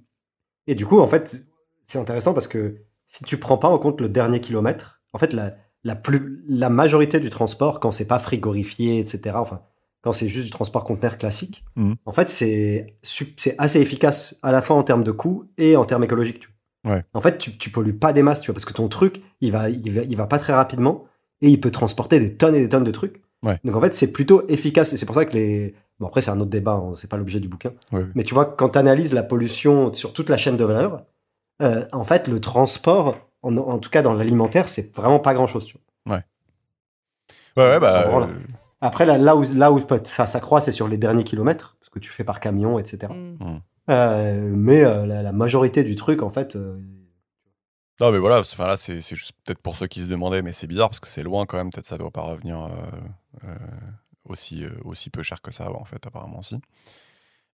Et donc, ça, c'était une petite intro sur les pays peu quali. Mais typiquement, il était allé voir. Il était allé visiter une Turquie, une usine en Turquie donc, qui préparait des escargots de Bourgogne. Donc, escargot de Bourgogne, a priori, la législation considère que c'est que c'est pas une origine, mais c'est un nom d'escargot, quoi. Enfin, en gros, Ah, ok. voilà. Peut-être. Donc, il y a un peu une douille. Et donc, il raconte odeur horrible qui sent à des kilomètres. T'as des monticules de coquilles d'escargots qui sont au soleil avec des milliers d'insectes dessus Quoi? et un jus noir rempli de mouches au sol. Et donc, en gros, il dit nettoyage naturel des coquilles, quoi. En gros, elles se font nettoyer par les insectes. Ok. Et après, il mettait toutes les coquilles dans de la soude non, il dit bain de soude pour aseptiser le truc. Ouais. Et après, ça allait à l'usine pour le garnissage par des escargots. Tu vois. Donc, Mais exemple de pratique dans un pays. attends, donc, j'ai pas peu compris. Parce qu'au départ, ils sont vivants, les escargots, et ils se font bouffer par les insectes, c'est ça que tu veux dire? Alors, je me suis posé la même question. Je pense que quand tu retires les escargots des coquilles, Ouais. et après tu fais ta recette, Ah, ok. après il te reste la coquille, Ouais. et pour que ça fasse quali, en gros tu dois le remettre dans la coquille, tu vois. Ouais, bien sûr. Ouais. Voilà, donc la coquille, donc la coquille, faut Tu l'as la fait nettoyer nettoyer, ouais, à la soude, quoi. par les insectes là en l'occurrence. Mais après, t'as dit ça allait passer à la soude. Ouais, après ils passent à la soude quand ils sont sympas. Donc voilà, donc bon appétit. On peut citer aussi cèpes de Bordeaux qui viennent de Chine, parce que c'est pas une indication d'origine. Moutarde de Dijon et herbes de Provence, camembert et brie, c'est la recette qui compte, donc c'est toujours pas une indication d'origine. T'as le transformé en France, donc ça c'est Ouais, mais ça, j'avais déjà remarqué. ça c'est sympa. C'est-à-dire en gros, t'achètes des champignons chinois, tu vides le carton, tu dis que tu fais un contrôle visuel et tu le re-remplis. Et lui, il dit qu'il en avait des usines de contrôle visuel, entre guillemets. Donc, ouais ça fait bader. Ah, ça compte comme transformé en France, ça? Ouais. Non, mais il bullshit un truc, oui. Ah, Oui, je d'accord. fais un contrôle qualité, machin. Ouais. Oh my god. Ouais. Donc, voilà. Donc, ça fait un peu bader. Et si on s'intéresse à la Chine un peu, il te parle de la tomate du Xinjiang. J'ai aucune idée de si je le prononce bien. Donc le Xinjiang, qui est apparemment la région la plus moche de Chine. Et je suis allé vérifier. Tout à fait. Mais Je suis allé sur Google Maps et j'ai pas eu besoin de zoomer. Parce que en effet, même depuis l'espace, tu vois que ça a pas l'air quali. Tu vois. ah ouais? Vous irez voir depuis l'espace. C'est pas la Google peine Earth, là, t'as fait? Google Earth, c'est pas la peine de zoomer. Vous allez voir, Pourquoi ça fait taudis, quoi? vous allez voir que vous allez même être capable de tracer la frontière à la mano. je vous recommande d'aller faire cet exercice. Donc c'est le Xinjiang, Xinjiang. Voilà, petit jeu rigolo. Et donc, apparemment, la tomate du Xinjiang, ils ont fait main basse sur le marché avec des prix imbattables. Et donc, alors je sais pas si c'est vrai, il dit les Chinois, c'est le prix mondial, moins 20%. C'est-à-dire, en gros, les mecs sont subventionnés par l'État pour vous démerder, c'est le prix mondial, moins 20%. Quoi. Et donc, une fois qu'ils ont récupéré tous les marchés, avec toute la thune qui se sont fait et les devises européennes, ils achètent les entreprises européennes. Quoi. Donc, je sais pas à quel point c'est vrai, mais voilà, il raconte Il raconte ces petits trucs, ça m'a l'air plausible. Et donc, il dit seul le prix et l'aspect visuel comptent. Et du coup, il avait déjà été emmerdé par les tomates du Xinjiang parce qu'il avait reçu des conteneurs entiers de fûts de qualité de, entre guillemets, grosse merde, il dit. Donc, c'était des fûts marrons avec un goût, il dit, entre la tomate moisie et le ketchup brûlé, avec plein de moisissures et de levures au microscope. Et qui étaient rentrés en fermentation. Du coup, tu sais, les manutentionnaires, ils étaient pas chauds, tu vois, pour aller travailler et tout, ça pouvait exploser, tu vois. Ils en avaient eu qui avaient explosé, d'ailleurs, c'est comme ça qu'ils se sont rendus compte. Donc, réunion avec les Chinois, et les Chinois, ils s'excusent. En fait, ils ont envoyé un lot africain en Europe, sans faire exprès. Les Chinois, ils s'excusent, ils font « c'était pour les Noirs, désolé ». Donc, il dit ça calmement. C'est l'horreur. Donc déjà c'était voilà, j'ai trouvé ça cocasse. Donc ils sont sans filtre quand même en réunion les Chinois et du coup le fin mot de l'histoire c'est qu'ils se sont plaints aux Chinois mais pas pour qu'ils reprennent la marchandise, pour qu'ils la fassent moins chère. Du coup ils l'ont quand même refourgué le truc, ouais. Mais putain. Ouais. Donc ça c'est quand même obscur. Et ouais.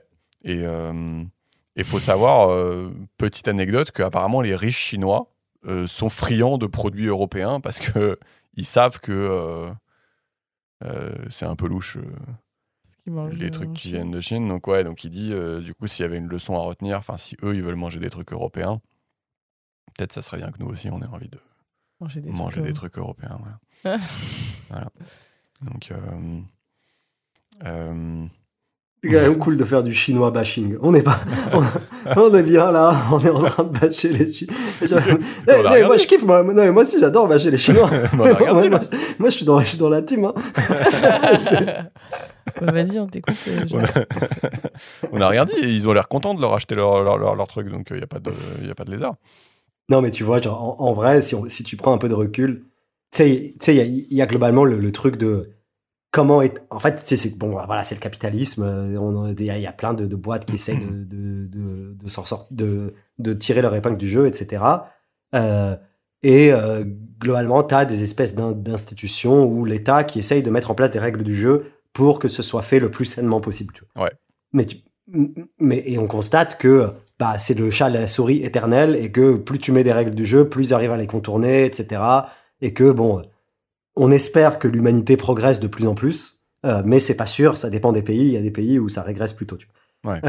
Et que, voilà, en gros, on considère que si ta démocratie est saine et que si t'es pas trop corrompu, le législateur et tes autorités de régulation, bon, elles jouent au chat à la souris, mais au fil des générations, elles s'améliorent et la santé moyenne et la qualité moyenne de ce que tes habitants consomment s'améliore. Bon, ça, c'est un peu la vision globale. Il est optimiste.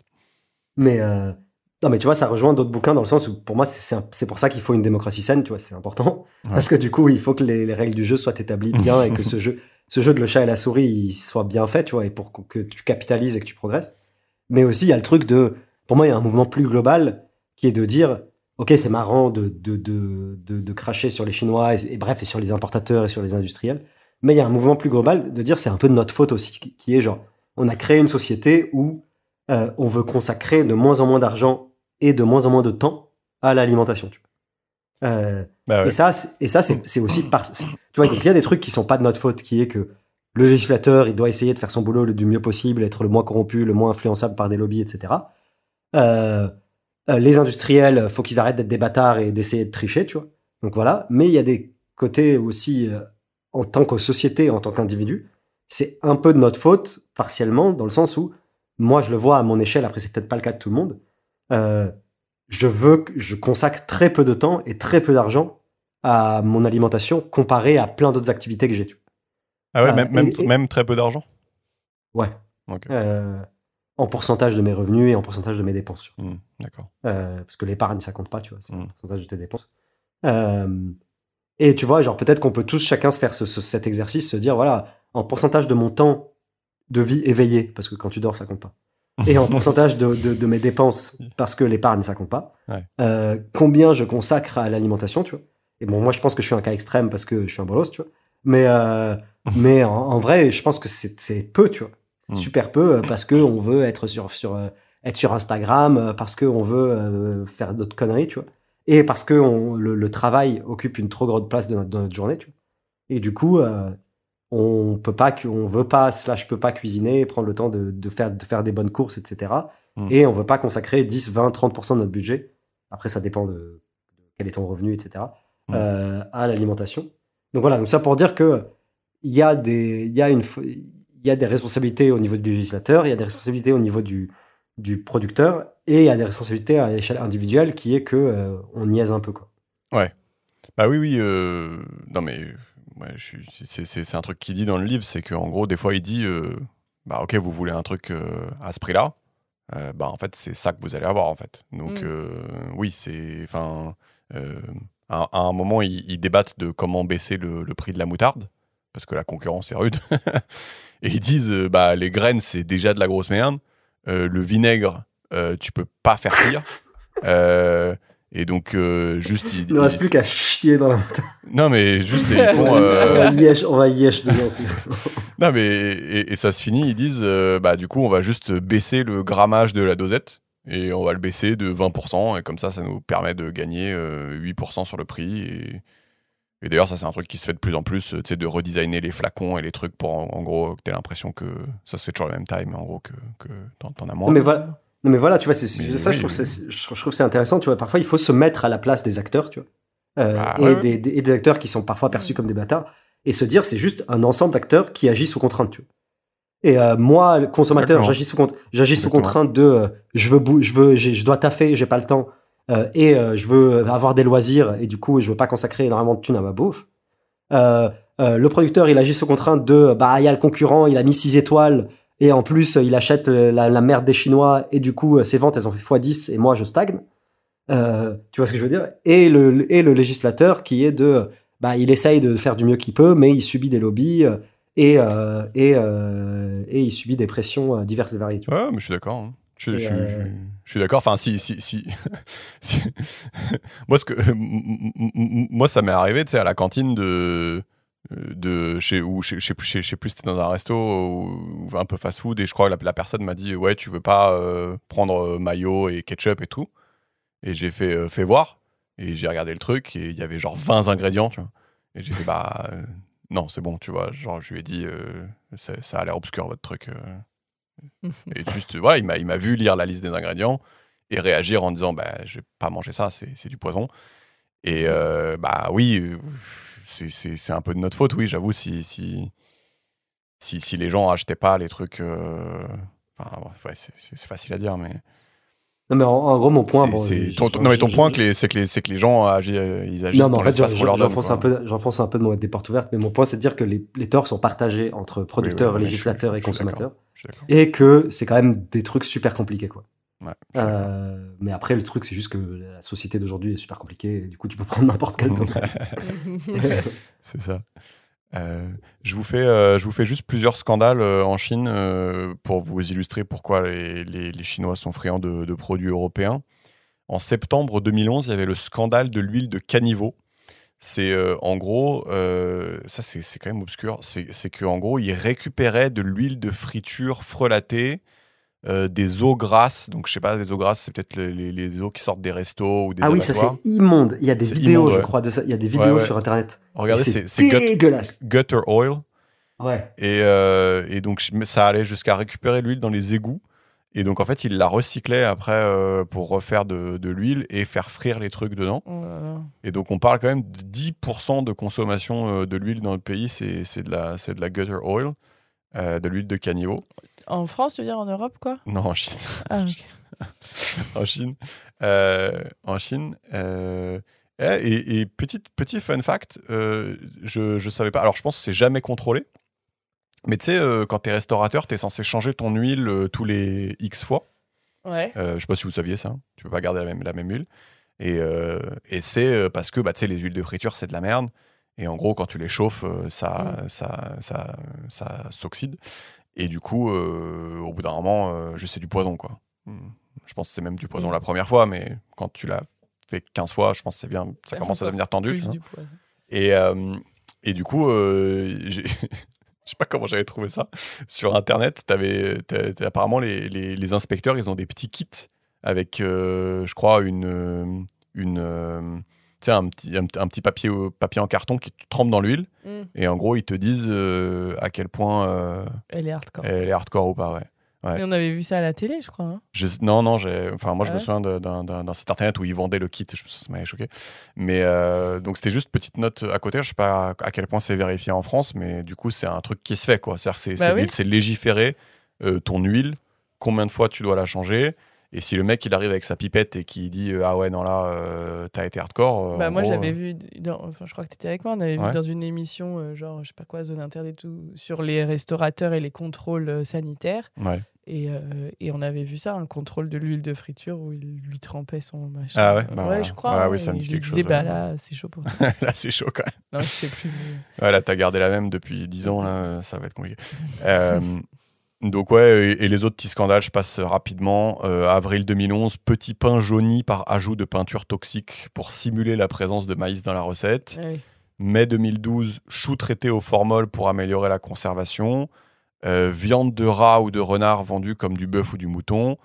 Et il y avait une usine à Shanghai de nuggets avec du recyclage de viande périmée qu'ils avaient mélangé à de la viande fraîche dans les nuggets McDo et KFC. Et là, je pense que c'est les tops du top. Donc, je pense que. Enfin, là, je pense que c'est les pires scandales où il y a eu vraiment des intoxications.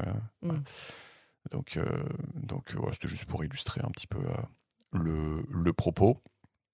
Et ce que je voulais dire aussi, ce qu'il dit dans le bouquin, c'est que typiquement, on avait parlé du thé rempli de pesticides.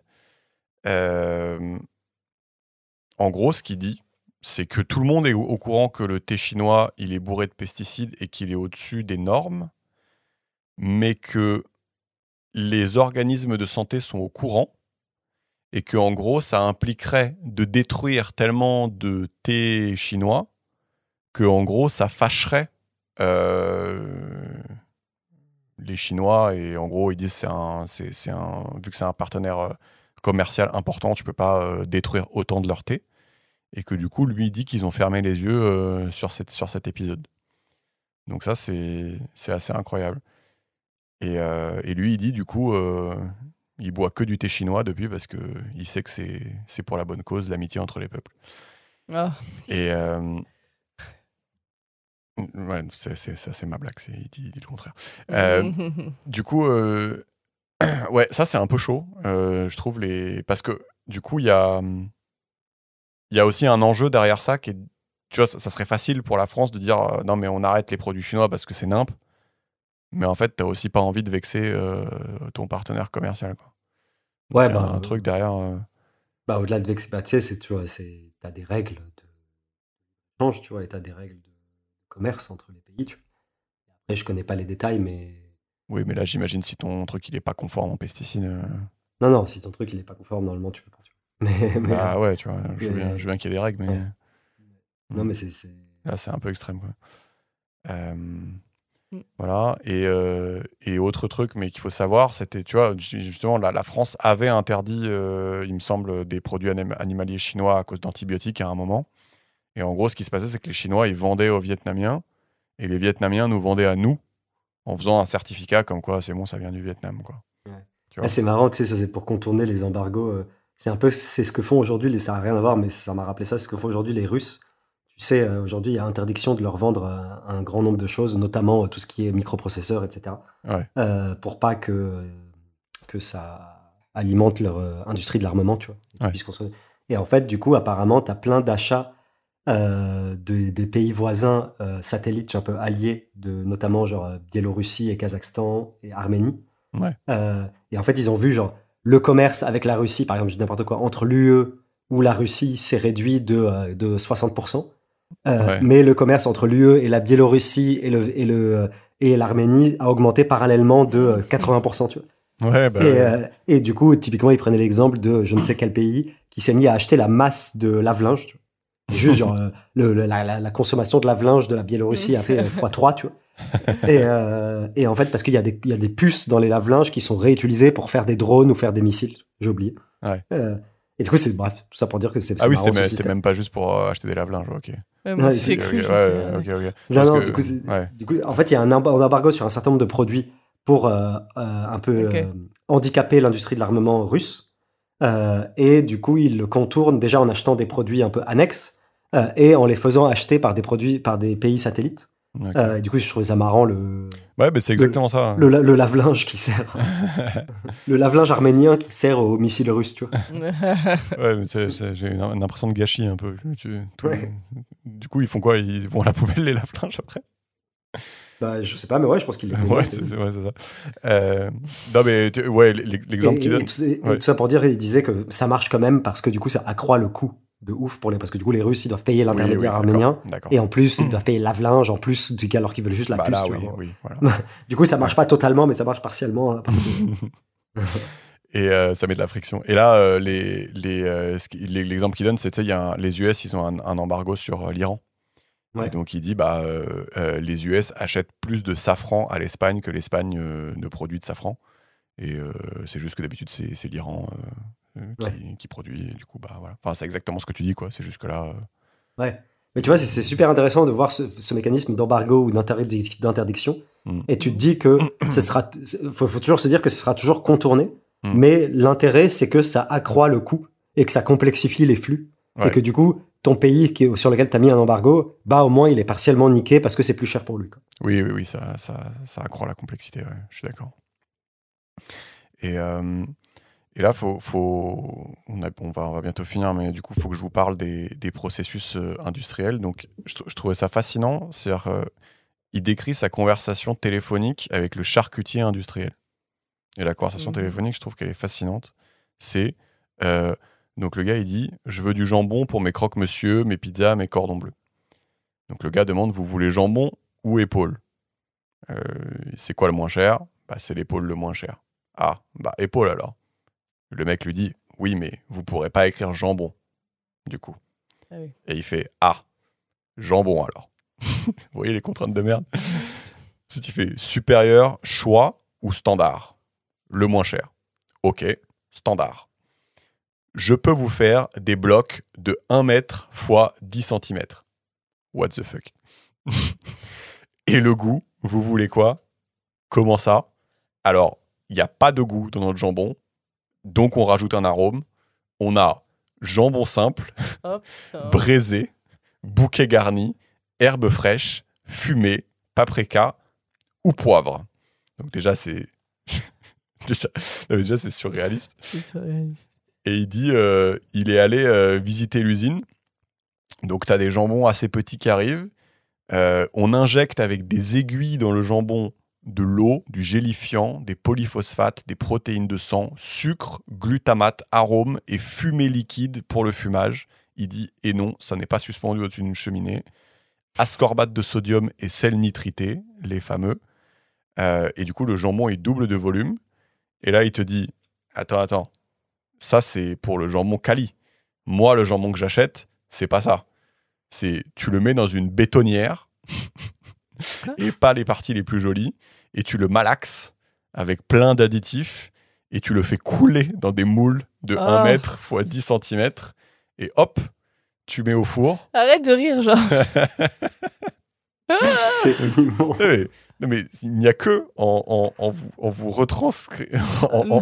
faisant la retranscription de cette conversation qu'on se rend compte. Non mais attends, parce que du coup, dans la bétonnière, ils mettent quoi? Du jambon, quoi? Et juste à force de le secouer dans tous les sens ou je sais pas quoi, ça devient un truc liquide, non, mais pâteux, ils le malaxent, quoi. Ils en font une pâte, quoi. Ouais, d'accord. Tu vois? Ouais. Et c'est sympa. Et du coup, lui, il avait calculé, il avait dit, dans son croque-monsieur, il y a quand même 5% d'additifs. Donc ça commence à faire beaucoup dans le croque-monsieur. Et après, il dit, tu bois ça avec un soda light. Donc, soda light, c'est acide citrique, sulfate de magnésium, lactate de calcium, chlorure de calcium, sorbate de potassium, gomme d'acacia, ester glycérique de résine de bois, acésulfame, sucralose et lutéine. Alors, j'ai tapé ça dans Google. Vous voulez savoir ce que c'est? La lutéine? Non, c'est cette recette. Ah, non. Oui. Coca. Non, c'est Bah le ouais. Typhine Fizz. Ah, Je sais pas pourquoi il a pris ça, mais voilà. Euh, Ensuite, il dit bah, quand tu vas manger ton petit croque-monsieur, tu vas te prendre des petites carottes râpées pour avoir des petits légumes avec. Donc, carottes râpées, acide citrique, disulfate de potassium, gomme de goire, gomme de xanthane, gomme tara, sorbate de potassium. Et donc, ça, j'ai cherché. et carottes ou pas? Oui, je pense quand même. Quand même, tu vois. Et ça, j'ai cherché, c'est les carottes râpées, le prix gagnant. Ok. Et pour le dessert, un petit yaourt, amidon modifié, pectine, lutéide, citrate de sodium, sorbate de potassium, phosphate de calcium, d'hydrogène. Et ça, j'ai pas trouvé, mais les trucs qui m'a sorti, c'était Kidibou et Ficello, mais c'était pas exactement cette recette-là. Donc, je vous invite à regarder la recette. Mais c'était un peu... Bon, c'est des anecdotes, hein, mais c'était un peu pour illustrer... Enfin, c'est quoi en fait de la bouffe industrielle? Bah, en fait, c'est de la bouffe, c'est pas préparé par la laitière avec son grand pot et sa Ah oui. vanille. Ah putain, d'accord. C'est préparé par des ingénieurs, malheureusement. Donc voilà. Je sais pas, je pense que vous étiez au courant, mais je trouve ça illustre, non? Ouais. Bah, en fait, ouais, on est toujours au courant. Enfin, on est au courant, mais c'est un peu. Je sais pas Oui, comment non, dire, c'est t'es au latent, courant quoi. sans être au courant. Ouais, Bah oui, où tu te dis, mais non, mais pas ce truc-là. ouais, tu te dis là ou, quand même, la c'est pizza, elle a ça. l'air quali. Voilà. Ouais. Et du Oui, et coup, puis tu te rends pas compte, quoi. Ouais. ouais. Ouais, tu te rends pas En fait, compte jusqu'où ça peut aller, en fait. C'est ça le truc. Tu te rends pas compte jusqu'où ça peut aller et tu te rends pas compte que c'est quasi tout ce que tu manges, tu vois. Tu te dis, Ouais. tu crois que c'est seulement le truc un peu hardcore, tu vois, mais en fait, Oui, c'est ça. c'est presque tout ce qu'on mange, quoi. Bah là, encore une fois, Ouais. son jambon de merde, c'est pas du jambon que tu vas acheter en barquette, je pense. Peut-être si tu prends le premier prix. Ouais. Au supermarché, je pense que c'est le jambon que tu vas mettre Ouais. sur les pizzas, c'est le jambon Ouais. que tu vas mettre dans les croque-monsieur, les machins. Enfin, c'est ce qu'il disait, hein, d'ailleurs. Ouais, mais tu vois, enfin, moi, il y a une période, quand t'es étudiant, notamment, enfin, moi, je bouffais que ça, quoi. Enfin, non, mais c'est vrai. Eh Les bah. Oui, croque- le mardi, acheter une offerte chez Domino's Pizza. C'est ça. Bah, dommage, du coup. Bah non, mais bon, enfin, je veux dire, je pense que je suis pas la seule à faire ça. Ouais, quoi, encore. Bah non, mais... Si t'es la seule. Et on va finir avec ce qu'il appelle les marques distributeurs et les grandes surfaces. Typiquement, lui, dans son taf, il devait fabriquer un produit pour une enseigne de la grande distribution. Et ensuite, tu sais, l'enseigne, elle met son logo sur le produit. Genre Carrefour. Ouais, vous avez déjà vu, en gros, il y a les marques Mmh. de bouffe Ouais. du distributeur en question Ouais, bien sûr. qui sont dans le supermarché en question. Et ça, c'est intéressant, je savais pas, il dit que c'est pas fair play du tout. Parce que, de un, quand tu fabriques de la bouffe, c'est hyper dur d'avoir ton produit dans un de ces magasins de grande distribution. Ouais. C'est encore plus dur qu'il soit bien placé dans les rayons. Limite, il dit, il faut payer pour avoir le droit de montrer ton produit à un acheteur de la grande distribution. Tu sais, ils te font payer des douilles, genre le stand, ou je sais pas quoi, ou la chambre, ou bref, D'accord. voilà. Eux, la grande distribution, ils mettent leurs produits à eux bien en évidence dans les rayons. Mhm. Donc ils se font pas chier. Et en gros, il dit, bah, si t'es pas Coca-Cola, t'as aucun pouvoir. Et autre truc super intéressant, c'est qu'il dit que faut payer des prestations fictives aux distributeurs. C'est-à-dire, il te demande des participations à la publicité. Il te dit, ah, c'est l'anniversaire de l'enseigne, il faut que vous fassiez une promo. T'as des pénalités de retard de merde de 15 minutes. Les remises, les bons d'achat. Et en fait, ça, c'est un nom technique, ça s'appelle les marges arrière. Donc, retenez ce mot, les marges arrière. Et en gros, eux, en tant qu'industriels de la bouffe, ils doivent les intégrer à leur prix. Et donc, en fait, du coup, vendre le truc plus cher. En fait, ils disent que le consommateur n'est pas du tout gagnant, en fait. Avec toutes les promos, les anniversaires, les trucs, en fait, Oui. Enfin, c'est logique, mais je pense que c'est bien de le dire. Je Ouais, pense non, qu'on c'est avait bien de le compris dire. que ça se répartissait Ça se sur moyenne le prix. le prix habituel. Et tu vois, il dit on parle de 35% du prix total que paye le consommateur et ça peut monter à 60% pour les marges arrière. Et c'est marrant parce que du coup, en plus, ça renforce la puissance du marketing. Parce que comme tu disais, si t'es pas Coca, en fait, ta marge de négociation, elle est nulle avec Ouais. l'hypermarché. Et du coup, quand tu rentres dans ce système-là, en fait, il faut que il est de plus en plus crucial que ta marque soit connue du consommateur final et qu'elle soit réclamée du consommateur final.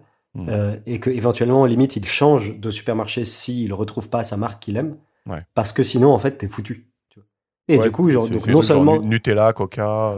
Exactement, donc non seulement ça te nique, enfin ça nique le consommateur parce que tu dois payer des marges arrière, mais en plus ça accroît l'importance du marketing versus autre chose. Hmm. Parce que du coup, le producteur, pour accroître son pouvoir de négociation vis-à-vis des centrales d'achat, bah, il faut qu'il soit connu un maximum du consommateur pour faire une sorte de bouclier, quoi.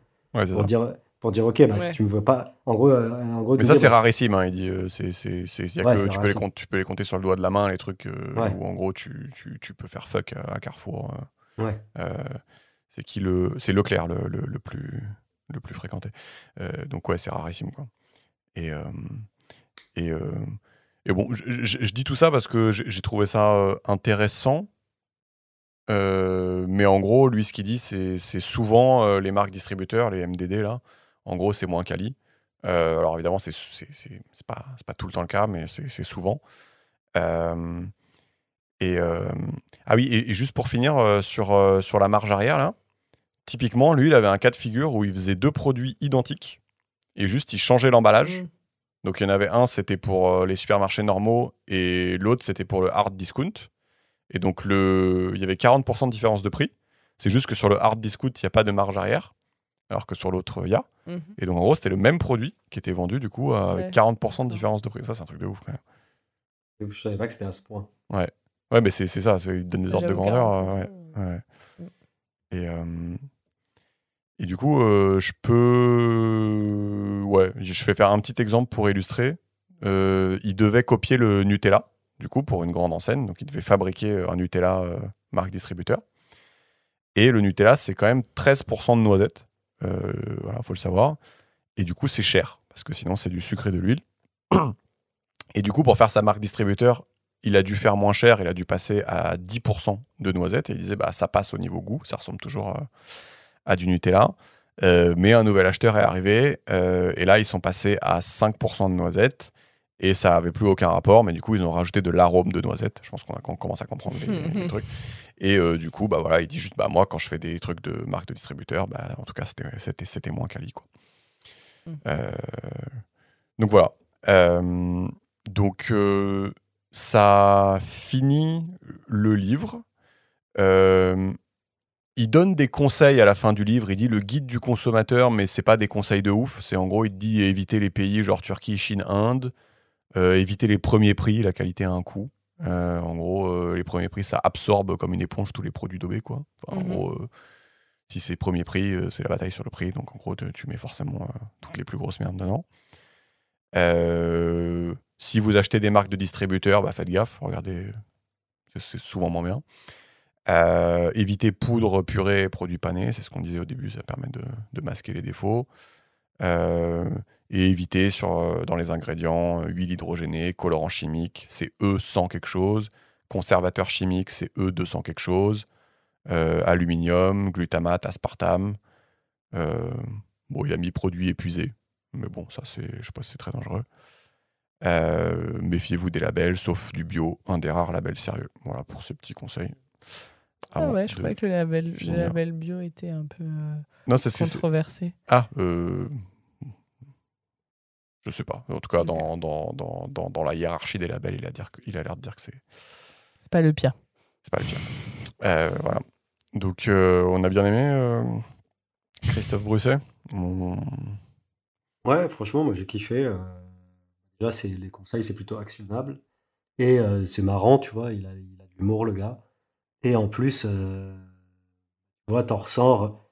Enfin, le message passe dans le sens où tu ressors du truc, tu te dis, bah, j'ai envie quand même de faire un peu plus attention à mon alimentation. Et aussi, je trouve que ça te permet d'apprécier un peu plus la complexité du monde alimentaire, quoi, et des chaînes de production alimentaire. Et je sais pas, on aime toujours mieux comprendre les trucs, quoi. Mais toi, typiquement, genre, je suis curieux, Georges, quand tu vas faire les courses, est-ce que systématiquement, quand il y a un nouveau truc, tu le passes sur Yuka ou sur Open Food Fact ou...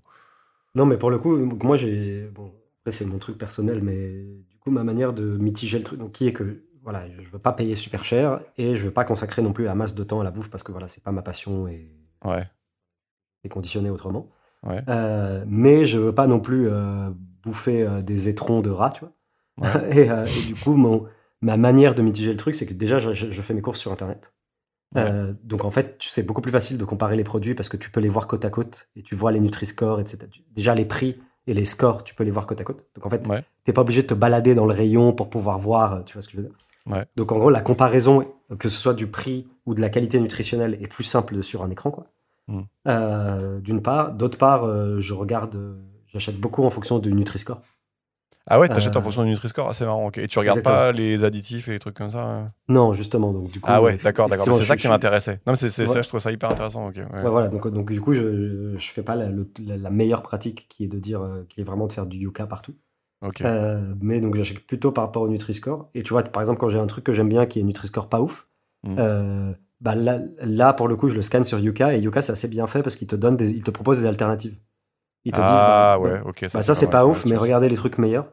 Parfois, les alternatives, c'est souvent meilleur, mais parfois, c'est plus ou moins proche de ton truc, tu vois.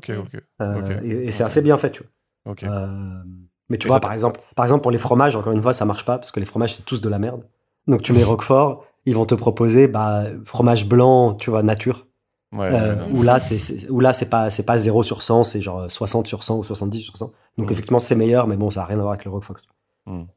Mais donc il y a des trucs où ça marche pas, mais il y a des trucs où ça marche. Par exemple, tout ce qui est céréales, en fait, tout ce qui est produit un peu générique, quoi.